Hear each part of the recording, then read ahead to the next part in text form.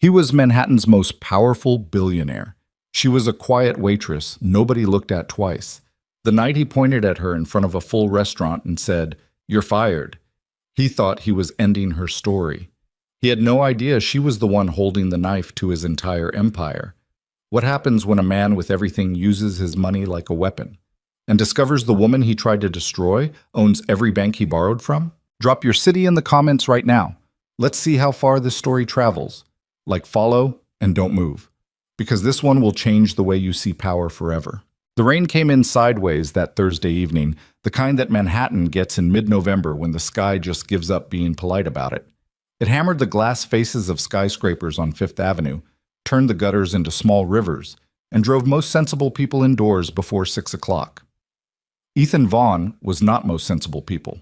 He stood in the back of a black Escalade idling outside Belarus restaurant on West 57th, his phone pressed to his ear, his jaw working like he was chewing on something that tasted bad. He was 32 years old, wore a charcoal Brioni suit that cost more than most people's monthly rent, and had the kind of face that magazine photographers described as commanding, which was a polite way of saying that when Ethan looked at you, you automatically assumed you'd done something wrong. "Tell Nakamura the floor plan doesn't move," he said into the phone, low and flat. "I don't care what the structural team recommended. The atrium stays exactly where I designed it. You move it, and the whole sightline from the lobby dies. That's a $160 million decision, Marcus. I'm not making it for someone's convenience." A pause. He listened. His eyes drifted to the lit windows of Belarus through the rain-streaked glass, watching shapes move inside. Waitstaff, candlelight, the blur of expensive dining. "Then tell them to be convenient on their own time," he said, and ended the call. His driver, a quiet man named Gerald, who had worked for him for 4 years and learned not to ask questions, glanced in the rearview mirror. "We're at Belarus, sir. Your guests arrived about 8 minutes ago." "I know." Ethan pocketed his phone and straightened his tie in the window reflection. He looked tired. Not the kind of tired that sleep fixes, but the other kind. The kind that settles into a person's face over years and becomes part of their expression. He was 32 years old, and he looked like a man carrying something heavy that he'd forgotten how to put down. "You need the umbrella?" "No." He got out in the rain anyway, walked the 12 steps to the entrance of Belarus with water spotting his jacket, and didn't look back. Inside, the restaurant was exactly the kind of place where people came to be seen. Not famous necessarily, but significant. The specific class of Manhattan wealth that doesn't need to announce itself because every choice in the room does it for them. Dark walnut paneling, warm amber lighting, a pianist in the corner working through something quiet and classical that nobody was really listening to, but everyone was glad was there. White tablecloths with a single orchid at each setting. The kind of place where you could spend $800 on dinner and feel like you'd gotten value. The maitre d', a tall Frenchman named Olivier who had worked at Belarus for 11 years, saw Ethan the moment he came through the door and moved immediately to intercept him. This was standard procedure. Ethan Vaughn was the kind of guest that a maitre d' reorganized half the floor for. "Mr. Vaughn, welcome back. Your party is at table 7. Mr. Nakamura and his associates arrived at—" "I know when they arrived. Is the Barolo I requested on the table?" "It will be poured the moment you're seated, sir." "It should already be breathing." "Of course. I apologize. It's fine."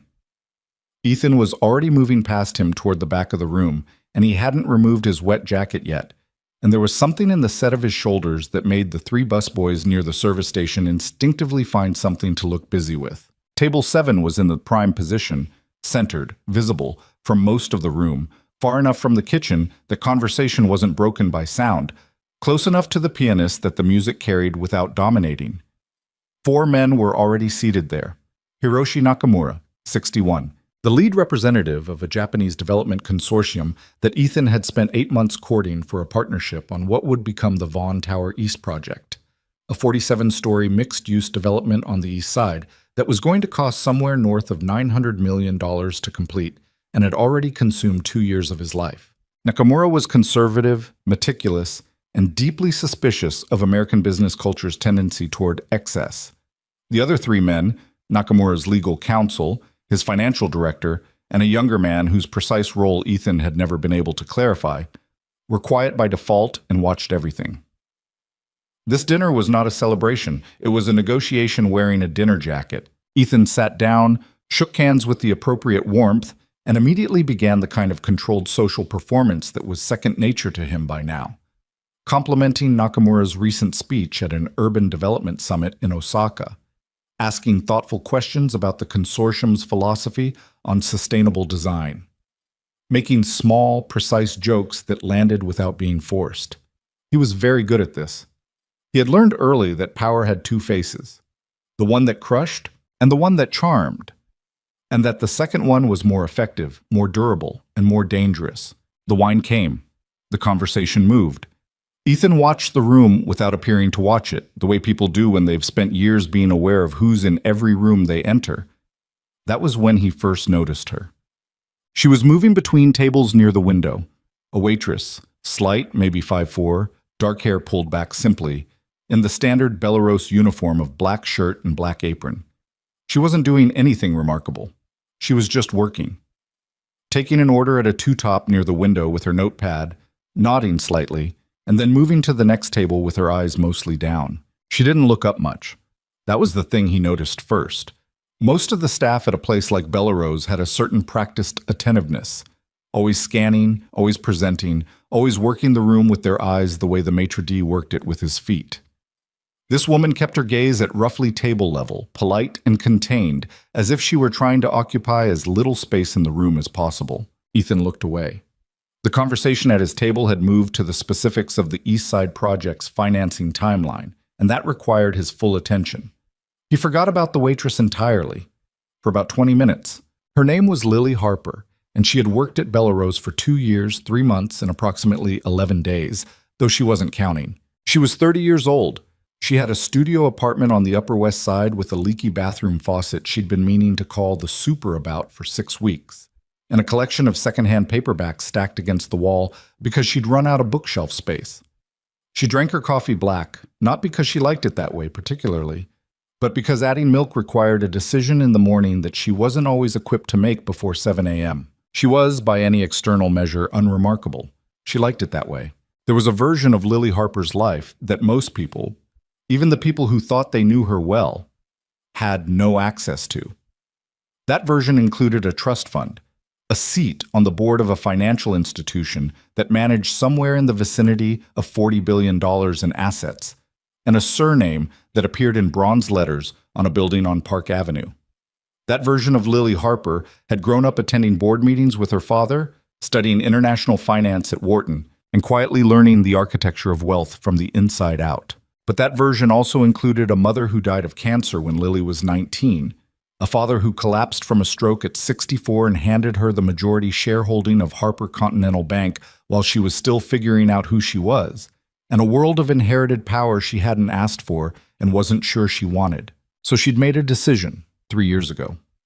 She'd walked away from the Park Avenue office, turned the day-to-day management of the bank over to a carefully selected board under her oversight, and found herself a job waitressing. Not because she needed the money, because she needed to be somewhere that required her to be useful with her hands, to carry things, to move, to be in a room where she was simply a person doing a job, and not a name that made other people rearrange their faces when they heard it. It was, she understood, unusual. Most people would consider it eccentric at minimum, possibly unhinged. Her friend Maya, who was one of 2 people who knew both versions of Lily's life, had said, "You have $40 billion under your signature and you want to carry plates for tips?" Lily had said, "It's not about the tips." Maya had said, "I know, that's what worries me." But it helped. It genuinely helped. There was something clarifying about working a Friday night dinner service at a packed restaurant, navigating tables and timing and the 1,000 small crises of an evening in a busy kitchen that the paneled boardrooms and investment reports didn't give her. It made her feel in a way she couldn't entirely articulate, like a person with a body, present, specific, here. She had her rules. She dressed simply. She kept her eyes down. She didn't talk about herself beyond the minimum required. She was polite to the guests, thorough in her work, and left promptly after her shift. She had been managing this balance for over 2 years without incident, And then it was a rainy Thursday in November, and Ethan Vaughn sat down at table 7. She knew who he was the moment Olivier brought her the table allocation, and she saw the name. Most people in Manhattan finance would have known that name. Vaughn Development. The skyscraper that went up on the west side 2 years ago that changed the skyline enough that cab drivers started using it as a landmark. The man who bought the old Warwick Hotel property in a leveraged deal that the financial press had called either genius or reckless, depending on who you asked, for a full 6 weeks before the numbers proved it out. She'd seen his file, more than once. Harper Continental Bank was one of 3 primary lenders on Vaughn's current flagship project, the East Side Tower. The loan package had been arranged before Lily returned to active oversight, approved by the board under standard terms for a borrower of Ethan Vaughn's profile. It was a substantial arrangement. Multiple interconnected loan agreements, cross-collateralization provisions, covenant structures that were standard but meaningful. She kept her eyes down and gave his table to a colleague named Jordan, who was better at the high-profile guests anyway, and who enjoyed them in the way Lily didn't. She worked her section. She was polite. She was efficient. She didn't look at table 7 more than she needed to. She was clearing a dessert plate from the two-top near the window when she heard the crash. The sound was distinctive even over the ambient noise of the restaurant. Not a shattering, just a sharp clatter. And then the specific silence that follows when something unexpected happens in a public place. Conversation didn't stop exactly, but it stuttered and heads turned by reflex. A busboy named Danny Park had been crossing behind table 7, carrying a water pitcher to refill the glasses at the adjacent table. Danny was 17, had been working at Bellerose for 3 weeks, and was the primary earner in a household of 4 because his father had been injured on a construction site in September, and hadn't been back to work since. He was small for his age, conscientious to the point of anxiety, and had spent 3 weeks being terrified of making a mistake in a restaurant where mistakes had consequences. He'd caught the corner of a chair. It happened fast. The kind of small, stupid accident that is almost entirely a product of geometry and bad luck rather than carelessness. The pitcher tilted. Cold water came down across the right shoulder and sleeve of Ethan Vaughn's charcoal Brioni jacket, soaking into the fabric and spreading fast. The silence at table 7 lasted approximately 1 second. Then, "What the—" Ethan Vaughn pushed his chair back and stood up in the same motion, and even though his voice didn't rise above a certain controlled pitch, the temperature at that end of the restaurant dropped several degrees immediately. He was looking at Danny, who had gone completely white. I'm so sorry, sir. I'm so sorry. I didn't... Do you understand?" Ethan stopped. He looked down at his jacket. He looked at the table, where the water was spreading across the white cloth toward Nakamura's end. He looked at Nakamura, who was still and watching with the careful expression of a man who is absorbing information without reacting to it. The kind of expression that, in a business context, is significantly worse than visible displeasure. That was the thing. It wasn't just the jacket, though the jacket was ruined for the evening. It was Nakamura's face. It was the fact that this was a $900 million relationship that Ethan had been constructing for 8 months, and it was now paused while a 17-year-old busboy stood there shaking, and the table was soaked and the maitre d' was hurrying over and the whole room was watching. "Get the manager," Ethan said. Olivier was already there. "Mr. Vaughn, I am so deeply... I want him fired." Ethan kept his voice even. Matter of fact, as if he were requesting a clean napkin. "Tonight. I want him out before I sit back down." Danny made a small sound. He was still holding the empty pitcher, his hands white-knuckled around the handle. The room had gone genuinely quiet now.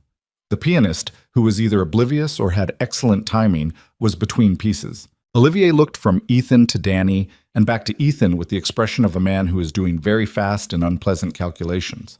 He was a decent man, Olivier. He didn't want to fire Danny. Danny was a good kid. But Ethan Vaughn was a guest who spent $800 here before wine, had brought in 3 high-profile business dinners in the past 6 months, and was the kind of man who had relationships with the restaurant's ownership. "Of course, Mr. Vaughn. If you'll allow me one moment to whom?" "No, now." It was the now that moved Lily. She had been standing 2 tables away, and she had watched the whole thing, and she had stood there for 30 seconds doing what she always did in situations like this, which was nothing, which was keeping her eyes down and her body small and her mouth shut, because that was the arrangement she'd made with herself about this version of her life. But Danny was 17 years old, and his hands were shaking, and his father was hurt, and he'd bumped a chair because the restaurant was busy, and the aisle was narrow, and this man in a wet jacket was about to have him fired in front of a full room because his pride had been inconvenienced at a critical dinner. Lily set down the plate she was carrying. She stepped forward. "Excuse me." Her voice was quiet, not aggressive, not dramatic, just present and clear, and sufficiently certain that several people turned to look at where it had come from. Ethan turned. He looked at her. Looked at her, really, for the first time, though she'd been in the room the whole evening. A waitress. Unremarkable. Dark hair back. Eyes steady. "This is," Olivier started. "Yay." "He bumped a chair," Lily said. She was looking at Ethan. "It's a busy restaurant on a rainy night and the aisles get narrow when every table is full. He wasn't careless. It was an accident." A beat. "And you are?" Ethan asked. "I work here." A pause. "So does he. He's been here 3 weeks. He works hard. He shouldn't lose his job over an accident." Ethan's expression didn't shift. That was the unnerving thing. He didn't look angry exactly. He looked like someone who had just filed something away for later reference. "Are you seriously," he said, "defending this?" "Yes." "You work here. You're a waitress." He said it without raising his voice, which somehow made it worse. "And you're standing in the middle of this restaurant, in front of my business associates, correcting me." Lily didn't answer that. There wasn't really anything to answer. "He soaked a jacket worth more than you make in 2 months," Ethan continued, still even. "He humiliated me in front of people I've spent 8 months building a relationship with. And your position is that there should be no consequence." "My position is that firing a teenager in front of the whole room because your jacket got wet isn't a consequence. It's a performance." The room was very quiet. Nakamura, across the table, had picked up his wine glass and was looking at it with focused attention. Ethan Vaughn looked at Lily for a long moment. She held his gaze without flinching, and that seemed to be the thing that really got to him. The not flinching. "What's your name?" he asked. "Lily." "Lily." He nodded slowly. "I want you to understand something, Lily. I always follow through on what I say I'm going to do. Always."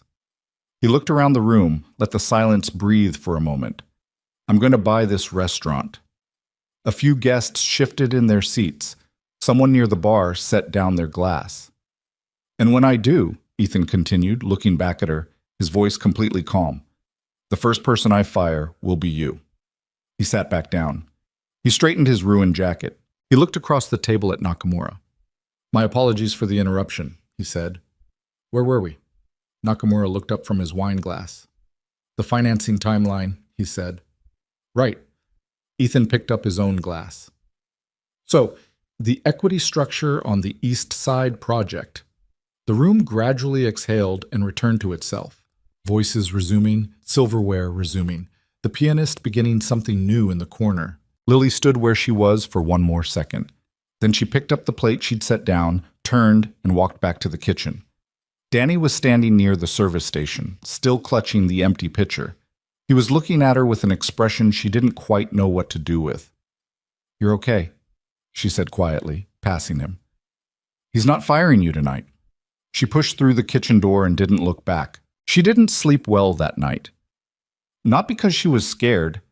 She examined that question honestly, somewhere around 2 in the morning when the rain was still going and she was lying in the dark of her apartment with the leaky faucet providing its irregular percussion in the background. Was she scared? No, not exactly. What she decided, was something more complicated. She was unsettled. Not by Ethan Vaughn's threat. She understood more about what that threat actually meant than he did, which was a strange, tilted feeling, but by the fact that she'd stepped forward at all. That she'd broken her own rule. The rule was, stay small, stay quiet, stay out of things that aren't your business. A 17-year-old kid with a shaking hands and a hurt father wasn't your business, she told herself. But that was a lie, and she knew it. She turned over and stared at the ceiling. In the morning, she called her financial advisor, a precise and unflappable woman named Carla Chen, who had managed Lily's personal affairs and her oversight of Harper Continental for the past 4 years, and who had the ability to receive unexpected information without reacting visibly, which was a quality Lily valued extremely. "I need you to pull the full lending portfolio for Vaughn Development," Lily said. She was sitting at her kitchen table in a sweater, both hands around a mug of black coffee, watching rain from last night still dripping off the fire escape. "The East Side Tower primarily, and anything else we're holding." A brief pause.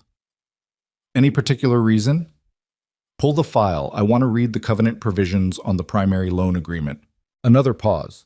Shorter. Carla was already moving. "I'll have it to you this afternoon." "Thank you." She hung up and sat with her coffee. She wasn't planning anything yet. She was just reading. Alternate. She went into work the following evening the same as always. She wasn't sure what she expected. Some shifted atmosphere, maybe. Some residual charge from the night before. But Bellerose was just Bellerose. The bustle of setup, the smell of the kitchen already going at 4. Jordan complaining about a double booking. Olivier moving through the room with his hands clasped behind his back, doing his last checks before service. Danny was at the service station when she came in, folding napkins with the focused concentration of someone who is trying very hard to look like they aren't thinking about something. He looked up when she passed. "Hey," he said. "Hey. He paused, folded another napkin. "I just wanted to say, what you did last night, you didn't have to do that." "I know." He was serious. "About buying this place. I looked him up last night after my shift. He's like..." Danny shook his head slightly. "He actually does that kind of thing. He bought out a hotel once just because the owner publicly disagreed with him about a zoning decision. I read about it." Lily nodded. "I know who he is." Danny looked at her. "Are you scared?" She thought about that for a second.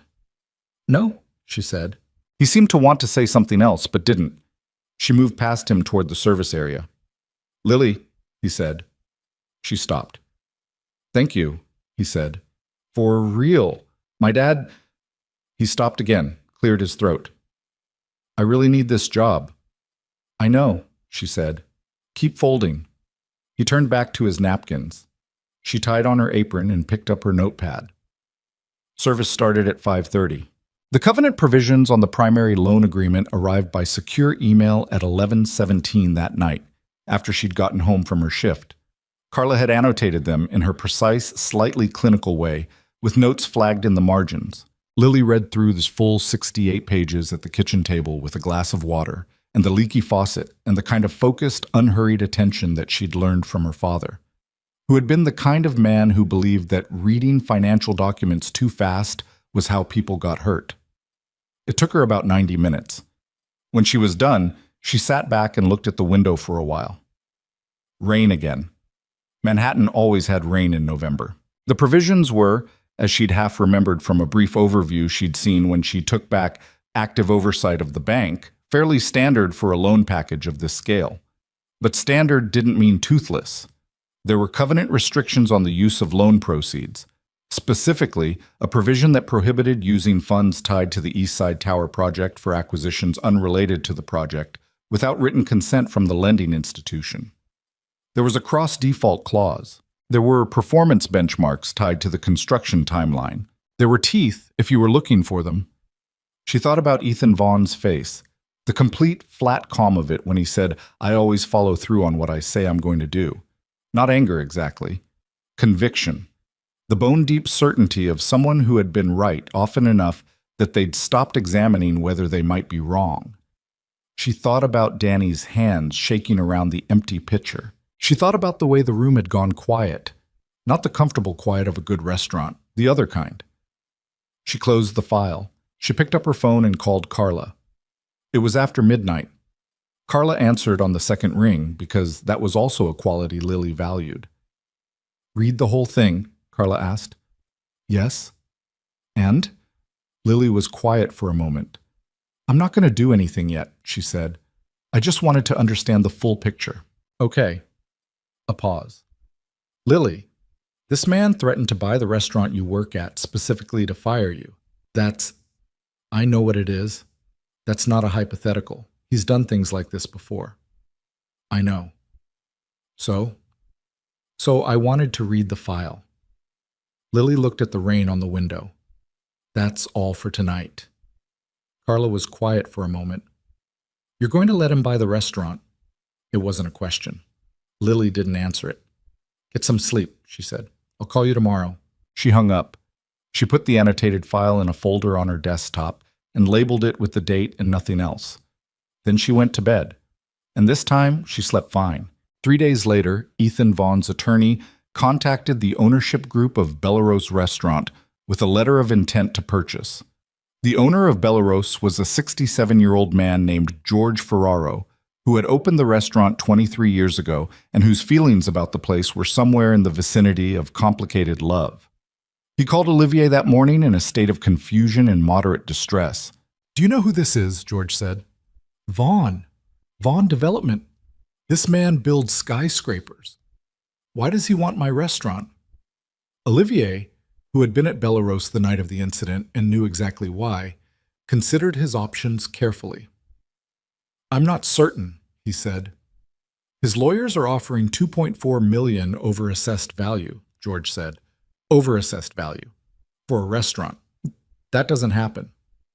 No, Olivier agreed. It doesn't. There was a long pause on the phone. George Ferraro was 67 years old and tired, and the restaurant had been costing him more than it made for the past 18 months, and his wife had been asking him quietly, with the patience of a woman who has been asking something quietly for a long time, whether they might spend some time in Boca before they were too old to enjoy it. I'd be an idiot to turn it down, George said. Olivier was quiet. Wouldn't I? George said. Mr. Ferraro, Olivier said carefully, it might be worth understanding what his intentions are for the restaurant before deciding. His intentions? He's buying it to fire a waitress, Olivier. I know what happened. You told me what happened. A pause. Which is insane. It's insane. But it's also $2.4 million over asking, and I'm 67 years old. Olivier said nothing. Tell the staff, George said finally. They deserve to hear it from someone who isn't a lawyer. The news moved through Bellerose that afternoon. The way bad news moves through a workplace. Fast, patchwork, and with the specific flavor of dread that comes from uncertainty. People gathered in small clusters in the kitchen and at the service station, talking in low voices, checking their phones, checking each other's faces. Jordan found Lily near the end of the afternoon, before service. Did you hear? Yes. Lily was restocking the service station, moving quietly and steadily. He actually did it. Jordan shook his head. He's actually buying this place. Because of you. Because you defended Danny. Yes. Jordan looked at her. He'd worked alongside her for almost 2 years and had always had the sense that there was something underneath Lily's quietness that he couldn't quite identify. Not sadness, not damage. Something more like contained depth. The feeling of standing at the edge of a lake and not being able to see the bottom. Are you okay? I'm fine. He's going to fire you. I know. Lily, Jordan lowered his voice, are you actually fine? Because I look like someone who is restocking silverware, she said. Which is what I'm doing. She kept restocking. Jordan watched her for another second, then went back to his section. Danny found her a few minutes later. He looked sick. This is my fault, he said immediately. It's not. If I hadn't... Danny... She stopped what she was doing and looked at him. What happened that night was not your fault. What's happening now is not your fault. Do you understand that? He didn't look like he believed it. Keep working, she said. Don't make it something bigger than it is. But even as she said it, she could hear how that sounded, and she knew that for him it was something bigger. It was his job. It was his father. It was the specific grinding reality of needing a paycheck that meant the rent got paid and the grocery bag came home full. She went back to work. And in the kitchen, Marco, the head cook, was on the phone with his brother-in-law, who was a real estate lawyer, and Angie from the bar was sending her resume to 3 different restaurants, and Olivier was standing in the corner of his office staring at the wall with his hands still clasped behind his back like he was waiting for the restaurant to tell him what to do. The acquisition closed in 11 days. Ethan moved fast when he decided to move, and he had the resources to make paperwork move at a pace that inconvenienced other people's schedules rather than his own. His attorneys filed the closing documents on a Wednesday afternoon, and by the following Monday, Bellairo's restaurant had a new owner. He didn't think about it much in the interim. That was the honest answer, if he were giving honest answers, which was something he did with decreasing frequency. He had 9 other major things happening simultaneously. The East Side Tower was consuming enormous attention. He had a board presentation on Thursday that required prep, and his son Noah had a parent-teacher conference the next morning that he had already rescheduled twice and couldn't reschedule again without it becoming a different kind of conversation. Noah was 8 years old and had his mother's eyes, which was something Ethan had never entirely figured out how to be in the same room with. Not because he didn't love the boy. He loved him the way you love the one thing you'd burn everything else down to protect. But love, he'd discovered, wasn't the same thing as knowing how to be a person in front of your child. It wasn't the same as being present rather than just physically in the room. His housekeeper Maria had mentioned, carefully the previous week, that Noah had been asking whether his father was coming to his school's winter performance. "When is it?"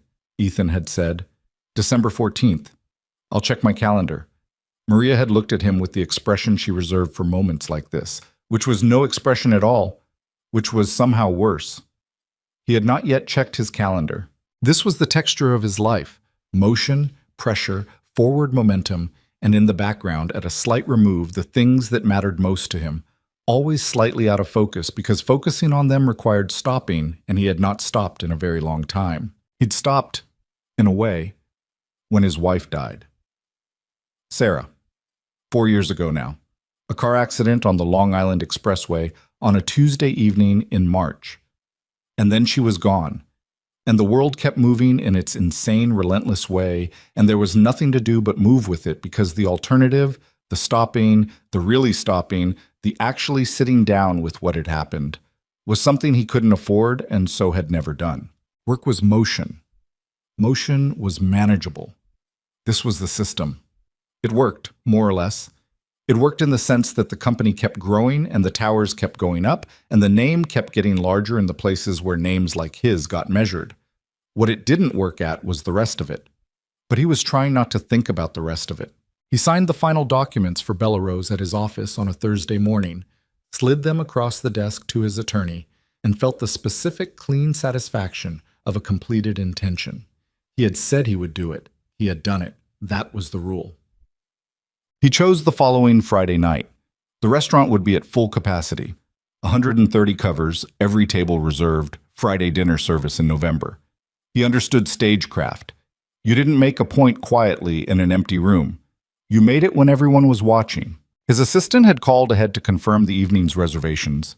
He was booked at 8 o'clock, a table for 2, and to request that the full staff be present. A routine ownership review, his assistant had said. New management wanting to meet the team. He dressed with care that evening. A dark navy Keaton suit. No tie. Minimal but deliberate. He looked, Gerald thought, in the rearview mirror on the drive over, like a man going to something that wasn't a dinner. It was raining again. It seemed to Ethan vaguely like it was always raining in November. He didn't feel particularly good about what he was about to do. He examined that as the car moved through traffic and found it interesting. Not the not feeling good, but the fact that it didn't change anything. He'd made a promise. In front of investors and staff and a room full of strangers, he'd made a specific public promise. If he didn't follow through, what was that worth? What was any of it worth? If your word bent the first time following through made you feel slightly bad. He walked into Bellairo's at 8:06. The room was full. Candlelight, piano, white tablecloths. And there she was, moving between tables near the window with her notepad, eyes mostly down, exactly as she'd been 3 weeks ago. He crossed to the center of the room. "Excuse me," he said, loud enough to carry. The conversations around him began to slow and quiet. Olivier appeared at his elbow. "Mr. Vaughn, your table is—" "In a moment." Ethan looked around the room, making sure he was seen, making sure the moment registered. "My name is Ethan Vaughn. As of last Wednesday, I'm the new owner of this restaurant." He paused. "I want to make one staffing change tonight." He looked directly at Lily. She had stopped. She was holding a small tray with 2 water glasses on it, standing near the window table, watching him with an expression that was perfectly still. "You," he said, "you're fired." The room went quiet the same way it had 3 weeks ago. That same specific silence of a public space when something private suddenly happens inside it. Lily looked at him for a moment. Then she set the tray down carefully on the nearest empty table. She picked up the edge of her apron and untied the strings slowly, without rushing. She folded it in halves and then quarters and held it in both hands. She looked at it for a second. Then she looked up at him. And instead of walking toward the door, she walked toward him. The room watched. She stopped about 4 feet away, holding her folded apron, and when she spoke, her voice was quiet and entirely clear. "Mr. Vaughn," she said, "before I go, there's something you should know." He waited. "My name," she said, "is Lily Harper. My father was Robert Harper. I'm the majority shareholder and controlling interest of Harper Continental Bank." She paused. "Which currently holds your primary loan agreement for the Vaughan East project, along with 2 other significant facilities across your portfolio." A beat. "Buying this restaurant," she continued, "using funds tied to the East Side project loan, violated Section 14C of your loan agreement. That's the restricted use covenant. You didn't get written consent from the lender." Another pause. "You borrowed money with my signature on it and used it to fire me." The silence in the room had changed quality. It was no longer the silence of people watching a scene. It was the silence of people who weren't sure what they were watching anymore. Ethan Vaughn's face was difficult to read. The same controlled stillness as always, but something had shifted in the set of it, something small and fundamental, like a single load-bearing thing that had moved slightly out of alignment. "The bank," she said gently, as if she were explaining something to someone who wasn't feeling well, "has officially called in your loans, all of them. The notices went out this morning." She held his gaze. "I'm sorry," she said, and she sounded like she meant it, which was perhaps the strangest part of all. "I genuinely am, but you walked into this." And then, because there was nothing else to say, Lily Harper tucked her folded apron under her arm, turned, and walked out of the restaurant. Behind her, Ethan Vaughn stood in the center of Bellerose, surrounded by 130 silent diners, and for the first time in a very long time, he had absolutely no idea what to do next. The piano player had stopped. Outside, on West 57th, the rain came down without apology, soaking the sidewalk and the awnings and the shoes of people hurrying past, and Manhattan moved through the night the way it always did, indifferent and continuous, carrying everything forward whether you were ready or not. The notices went out at 9:17 that Friday morning, 7 hours before Ethan walked into Bellerose. Carla had handled it with the same efficiency she brought to everything. 3 separate certified letters dispatched by courier to Vaughn Development's registered legal address, the offices of Ethan's primary attorney, and the corporate headquarters on Park Avenue. Each letter was identical in its language, precise and formal and without excess. The bank was invoking its rights under Section 14C of the primary loan agreement. The restricted use covenant had been violated. All facilities under the Harper Continental lending portfolio for Vaughn Development were hereby called in full, effective immediately, with a 30-day window for remediation before enforcement proceedings would begin. 30 days was generous. Carla had said so.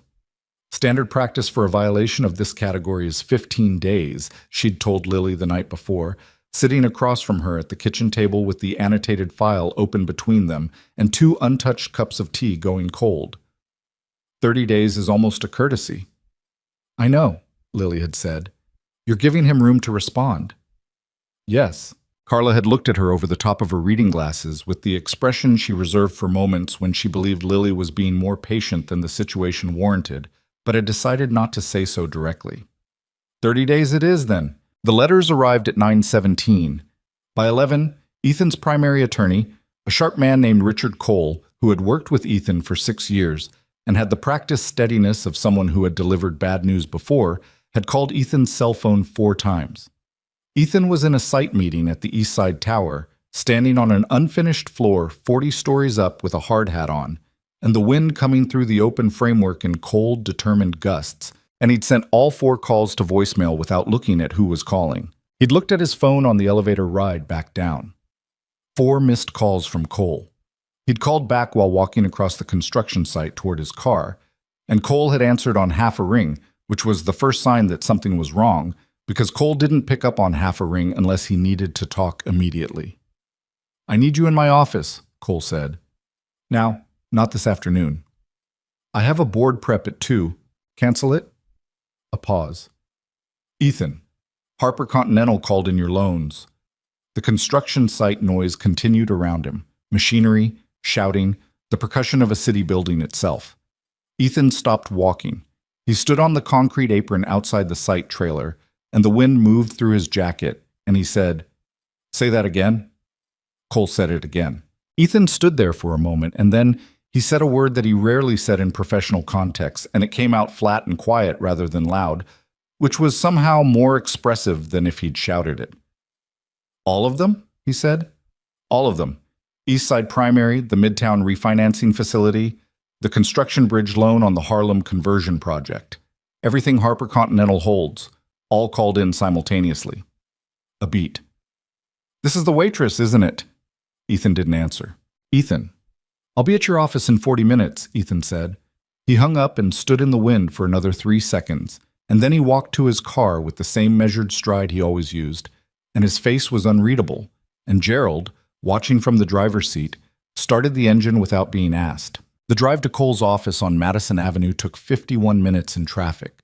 Ethan spent it looking out the window at the city, which was doing what it always did: moving, building, selling, absorbing, regenerating. His city, the skyline he'd added to, the infrastructure of wealth and ambition that he'd woven himself into so thoroughly that he sometimes had difficulty locating where it ended, and he began. He thought about the look on Lily Harper's face when she said, "I'm sorry." The specific quality of it. Not triumphant, not cold, just steady. The way someone looks when they've made a decision they knew was right and are carrying the weight of it without complaint. He hated that he'd noticed that. He hated more that it had surprised him. The meeting with Cole lasted 3 hours and was deeply unpleasant. Cole had a whiteboard. He used it. The numbers were drawn in columns with connecting lines showing the interdependencies, and when he was done, the whiteboard looked less like a financial overview and more like a diagram of something collapsing in slow motion. The East Side Tower alone required ongoing access to the Harper Continental facilities to maintain the construction bridge financing. Without that access, the project timeline collapsed within 60 days. Without the timeline, the investor agreements triggered their own performance clauses. Without the investors, the equity structure unwound. And that was before you factored in the Midtown and Harlem facilities, which had their own cascade effects. "It's surgical," Cole said, not without a certain professional admiration that he was trying to suppress. "Whoever structured this understood your portfolio better than most of your own board members do." "She runs the bank," Ethan said.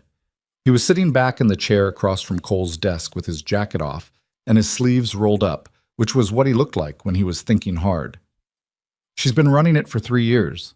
Then she knew exactly what she was holding before you walked into that restaurant the first time." "Yes." Cole sat down. He looked at Ethan with the directness of a man who had known him long enough to say things other people wouldn't say. "This started because you were going to fire a busboy." "I know what it started because." "I'm not—" "I know, Richard."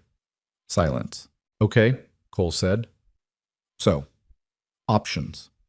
He turned to the whiteboard and uncapped a different marker. "You have 30 days before enforcement. In that window, you can try to refinance the facilities through a different lender. You can attempt to negotiate with Harper Continental directly, or you can try to liquidate enough secondary assets to cover a portion of the called facilities and buy time. Who refinances this in 30 days? Cole was quiet. Who in this market, Ethan said, takes on $1 billion portfolio of called loans with 30 days on the clock and doesn't either lowball me into oblivion or run the other direction? Name me one institution. Cole didn't name one. Negotiating with Harper Continental means negotiating with her, Ethan said. Yes. She walked out of that restaurant tonight with her apron under her arm. She called in every loan I have simultaneously. She is not in a negotiating posture. Cole looked at the whiteboard. Liquidation then. Partial. What's partial? The Tribeca property. The Connecticut land holding. Possibly the Midtown office condo portfolio. There's a buyer who's been circling that for 18 months. We could close in. That's 40 million.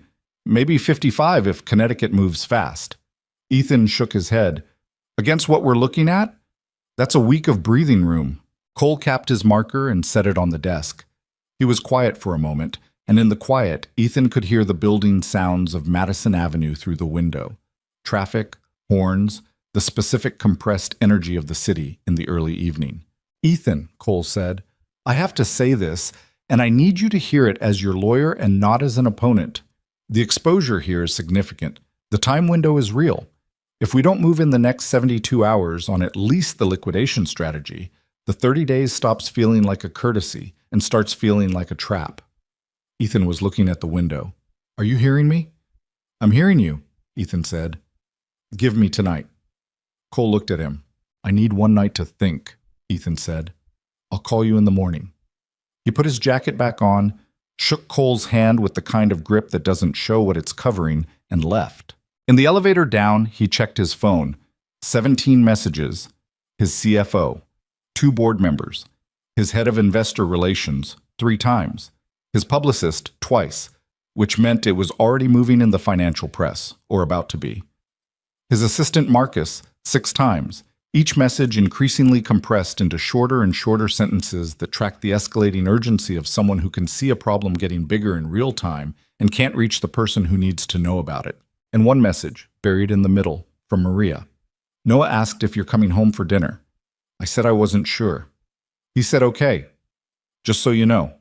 Ethan stood in the lobby of Cole's building and looked at that message for a long moment. The lobby had marble floors and a doorman who was paying him no attention, and through the glass doors the city moved past in its relentless way. He called Marcus back first. What's out there? He said, walking toward the door. The Journal has a piece running online in about an hour, Marcus said. He sounded like he hadn't breathed properly since noon. They're framing it as, they're going with the angle that the loan call is in response to the restaurant acquisition. The full story, the busboy, the waitress, all of it. Who talked? I don't know yet. It could have been anyone in that restaurant Friday night. It could have been someone in the bank. Ethan, it's the kind of story that writes itself once someone pulls on one thread. Ethan pushed through the lobby doors into the November evening, cold. The city smelled like wet pavement and exhaust, and somewhere, distantly, someone's food cart. What's the headline? A pause. Vaughn's pride costs him his empire. Marcus cleared his throat. That's what they're going with. Ethan got into the back of the Escalade. Gerald pulled into traffic without a word. Manage the board, Ethan said. Tell them I'll be available for a call tomorrow morning at 8. Tell investor relations to hold all statements until I've spoken with Cole. And tell the publicist, he stopped. Tell the publicist I'll get back to them. Ethan, tomorrow, Marcus. He hung up and sat in the back of the car in the movement of Friday night Manhattan traffic and let himself, for approximately 90 seconds, feel the weight of what was happening. Not think about strategy, not plan, just feel it, the scale of it, the velocity of it, the specific terrible efficiency with which a single evening's decision, one impulsive, pride-driven, petty decision, had set this machine in motion. He'd walked into that restaurant 3 weeks ago because someone had spoken to him in front of his investors in a way that hadn't sat right with him. And he had done what he always did. He'd made it about power. He'd made it about winning. He'd used his resources like a weapon because the weapon was available and using it felt like control. And now the weapon had turned around. Gerald, he said. Sir? Take me home. Gerald drove. The city slid past the windows. Ethan looked at it without really seeing it, which was not something he did very often. He thought about Noah asking if he was coming home for dinner. He said, okay, just so you know. Something in the simplicity of that, the small, practiced resignation of an 8-year-old learning to modulate his expectations of his father, landed somewhere in Ethan's chest with a weight that the financial crisis, somehow, had not. He got home at 8:45. The townhouse on the Upper East Side was lit from the inside, warm against the dark street. Maria had left dinner in the oven. Noah was supposed to be in bed already. It was a school night. But when Ethan came through the front door and stood in the hallway shrugging off his jacket, he heard movement upstairs. Small feet. Then the top of the stairs. Noah appeared at the landing in his pajamas, dark-haired, large-eyed, with his mother's eyes in the specific way Ethan could never entirely prepare himself for. He was holding a book against his chest. "You're home," Noah said. "I'm home." Ethan looked up at him. "You're supposed to be asleep." "I know." A pause. "Maria said you might be late." "I was late. But you're home now." "Yeah." Ethan stood at the bottom of the stairs. He felt suddenly like someone who had been moving very fast for a very long time and had just stopped and discovered that stopping was actually quite difficult. His legs felt strange. The hallway felt very quiet. "I'm home." Noah came down 4 steps and sat on the 5th, the way he did sometimes when he wanted to talk, but wasn't sure how to start. He was quiet for a moment, picking at the spine of his book. "Are you okay?" Noah said. Ethan looked at his son. "Why do you ask?" Noah shrugged in the non-committal way of 8-year-olds everywhere. "You look like when you're worried, but you're not saying you're worried." Ethan climbed the stairs and sat down next to him on the 5th step, which was slightly too small for 2 people but manageable. He leaned back against the wall. The hallway light was soft. It smelled like whatever Maria had cooked, something with garlic. "I have some work problems," Ethan said. "Bad ones?" "Yeah, pretty bad ones." Noah absorbed this. He was quiet for a moment, which was something Ethan had noticed about him. He processed before he responded, which was something he had not gotten from his father. "Will you fix them?" "I don't know yet." Another pause. "Is it because of money?" Ethan looked at him sideways.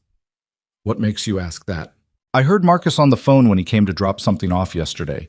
He was talking outside. He said..." Noah paused carefully. "He said something about loans." Ethan was quiet. "I don't really know what loans are," Noah said. "I mean, I know kind of. Like borrowing money." "Yeah, like borrowing money."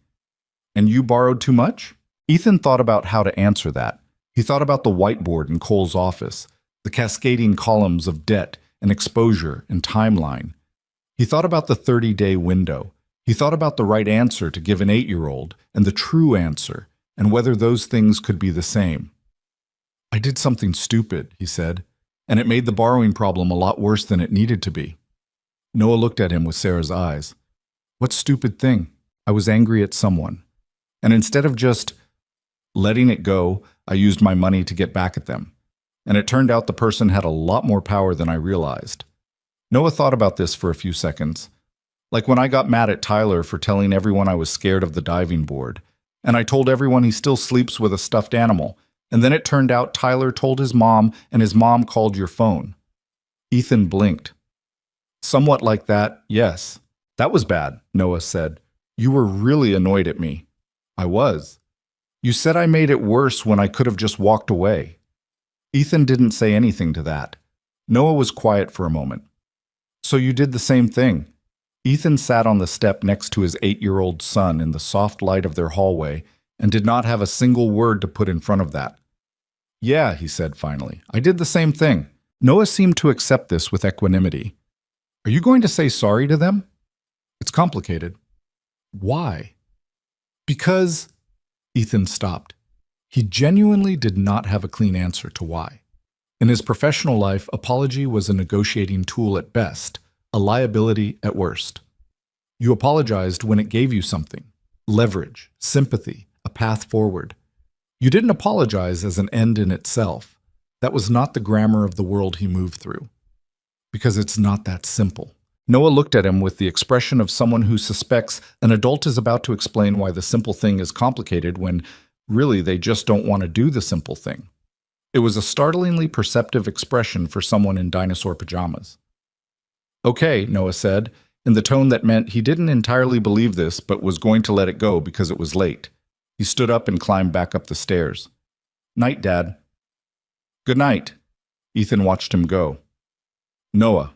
Noah stopped.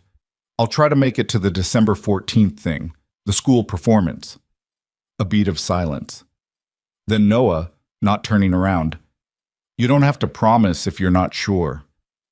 and then he disappeared down the hall, and his door closed gently, and Ethan sat on the step alone in the quiet for a while.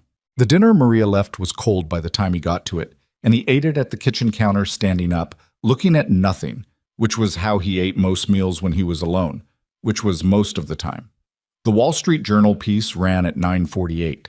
He read it on his phone at the counter, still standing, fork in one hand. It was exactly as bad as Marcus had suggested, meticulously reported, tonally devastating in the way that financial journalism can be when the story writes itself. The reporter had found sources inside the restaurant. Sources inside the bank's legal department, probably, or at minimum someone who understood the covenant provisions. The headline was slightly different from what Marcus had said, how a billionaire's vendetta became his undoing, but the effect was the same. The comment section, which he read for approximately 45 seconds before stopping, was unanimous. He put his phone face down on the counter. He finished eating. He washed his plate because Maria had told him years ago that leaving dishes was inconsiderate, and it had somehow stuck despite everything else that hadn't. He went upstairs. He did not sleep well.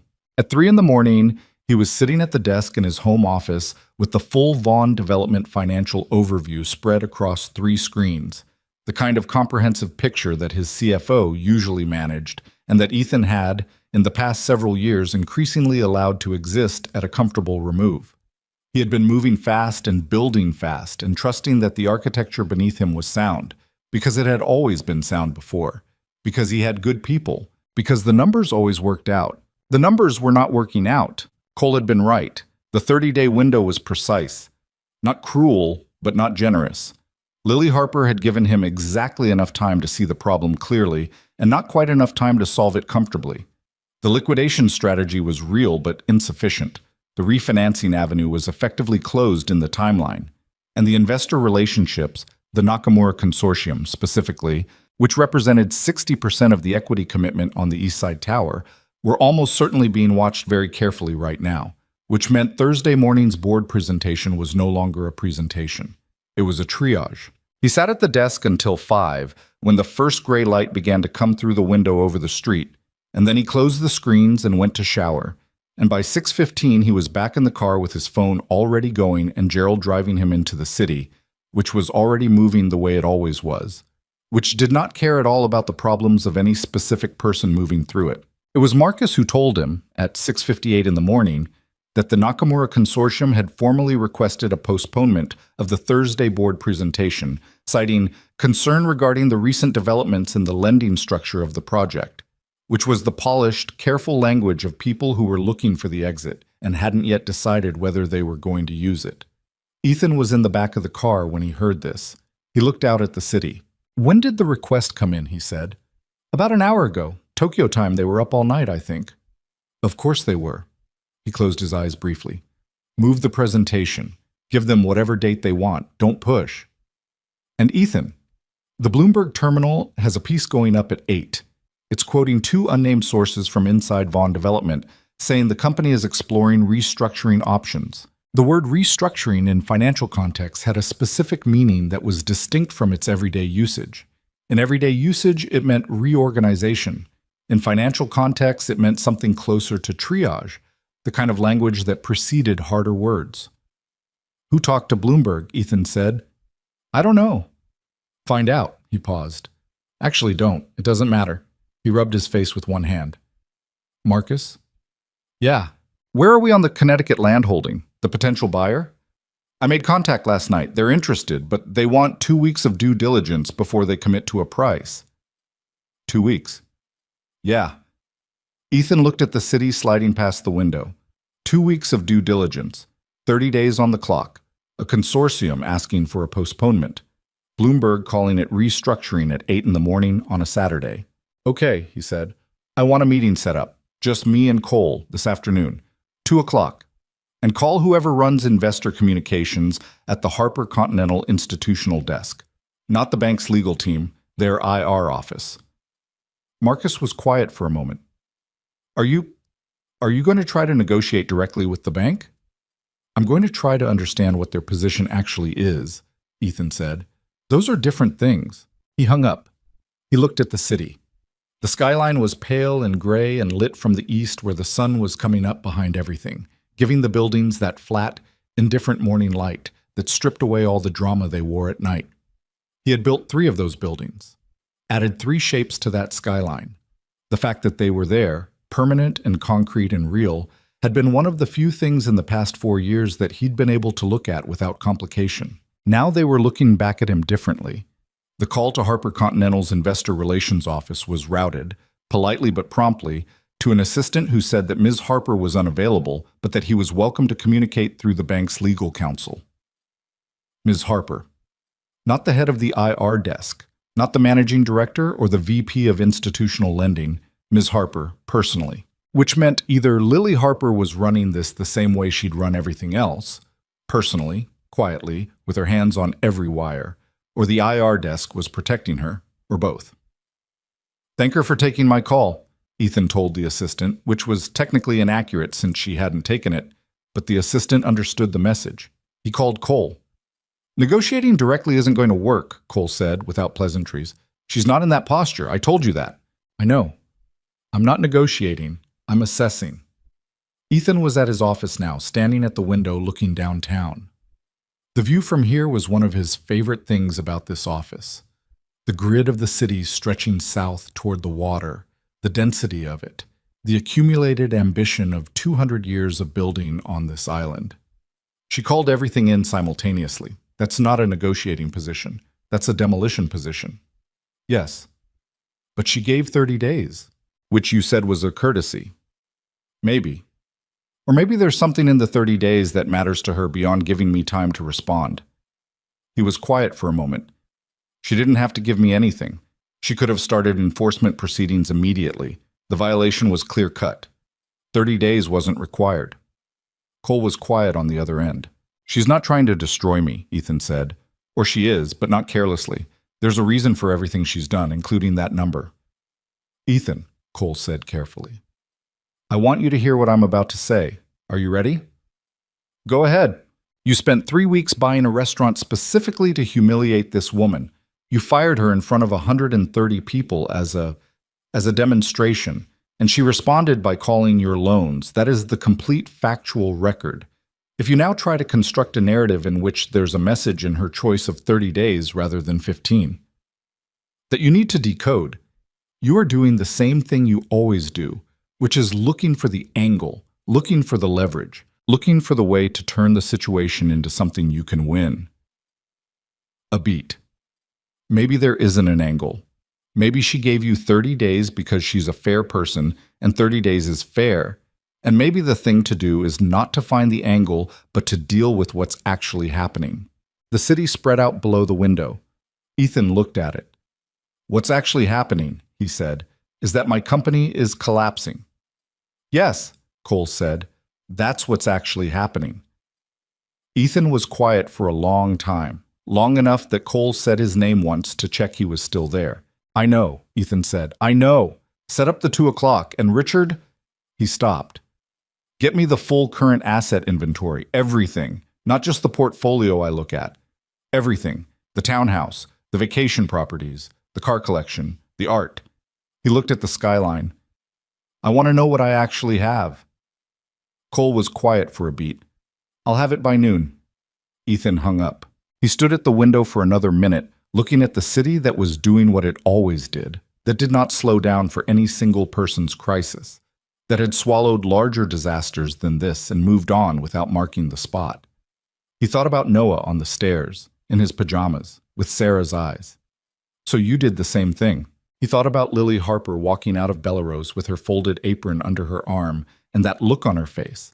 Not satisfaction, not victory, just the contained gravity of someone carrying a decision they've already made and aren't going to put down. He had done this. That was the absolute truth of it, stripped of strategy and leverage and the instinct to find an angle. He had done this, piece by piece, on purpose, out of pride. The city moved below him. He turned from the window and went back to his desk. There was work to do, and it was the worst kind. Not the work of building, but the work of accounting for what you'd broken.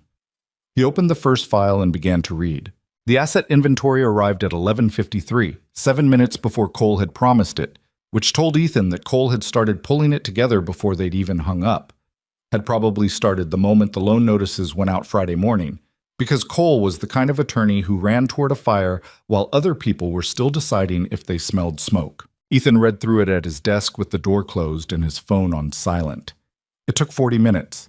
He did not rush it. The picture it assembled was complicated.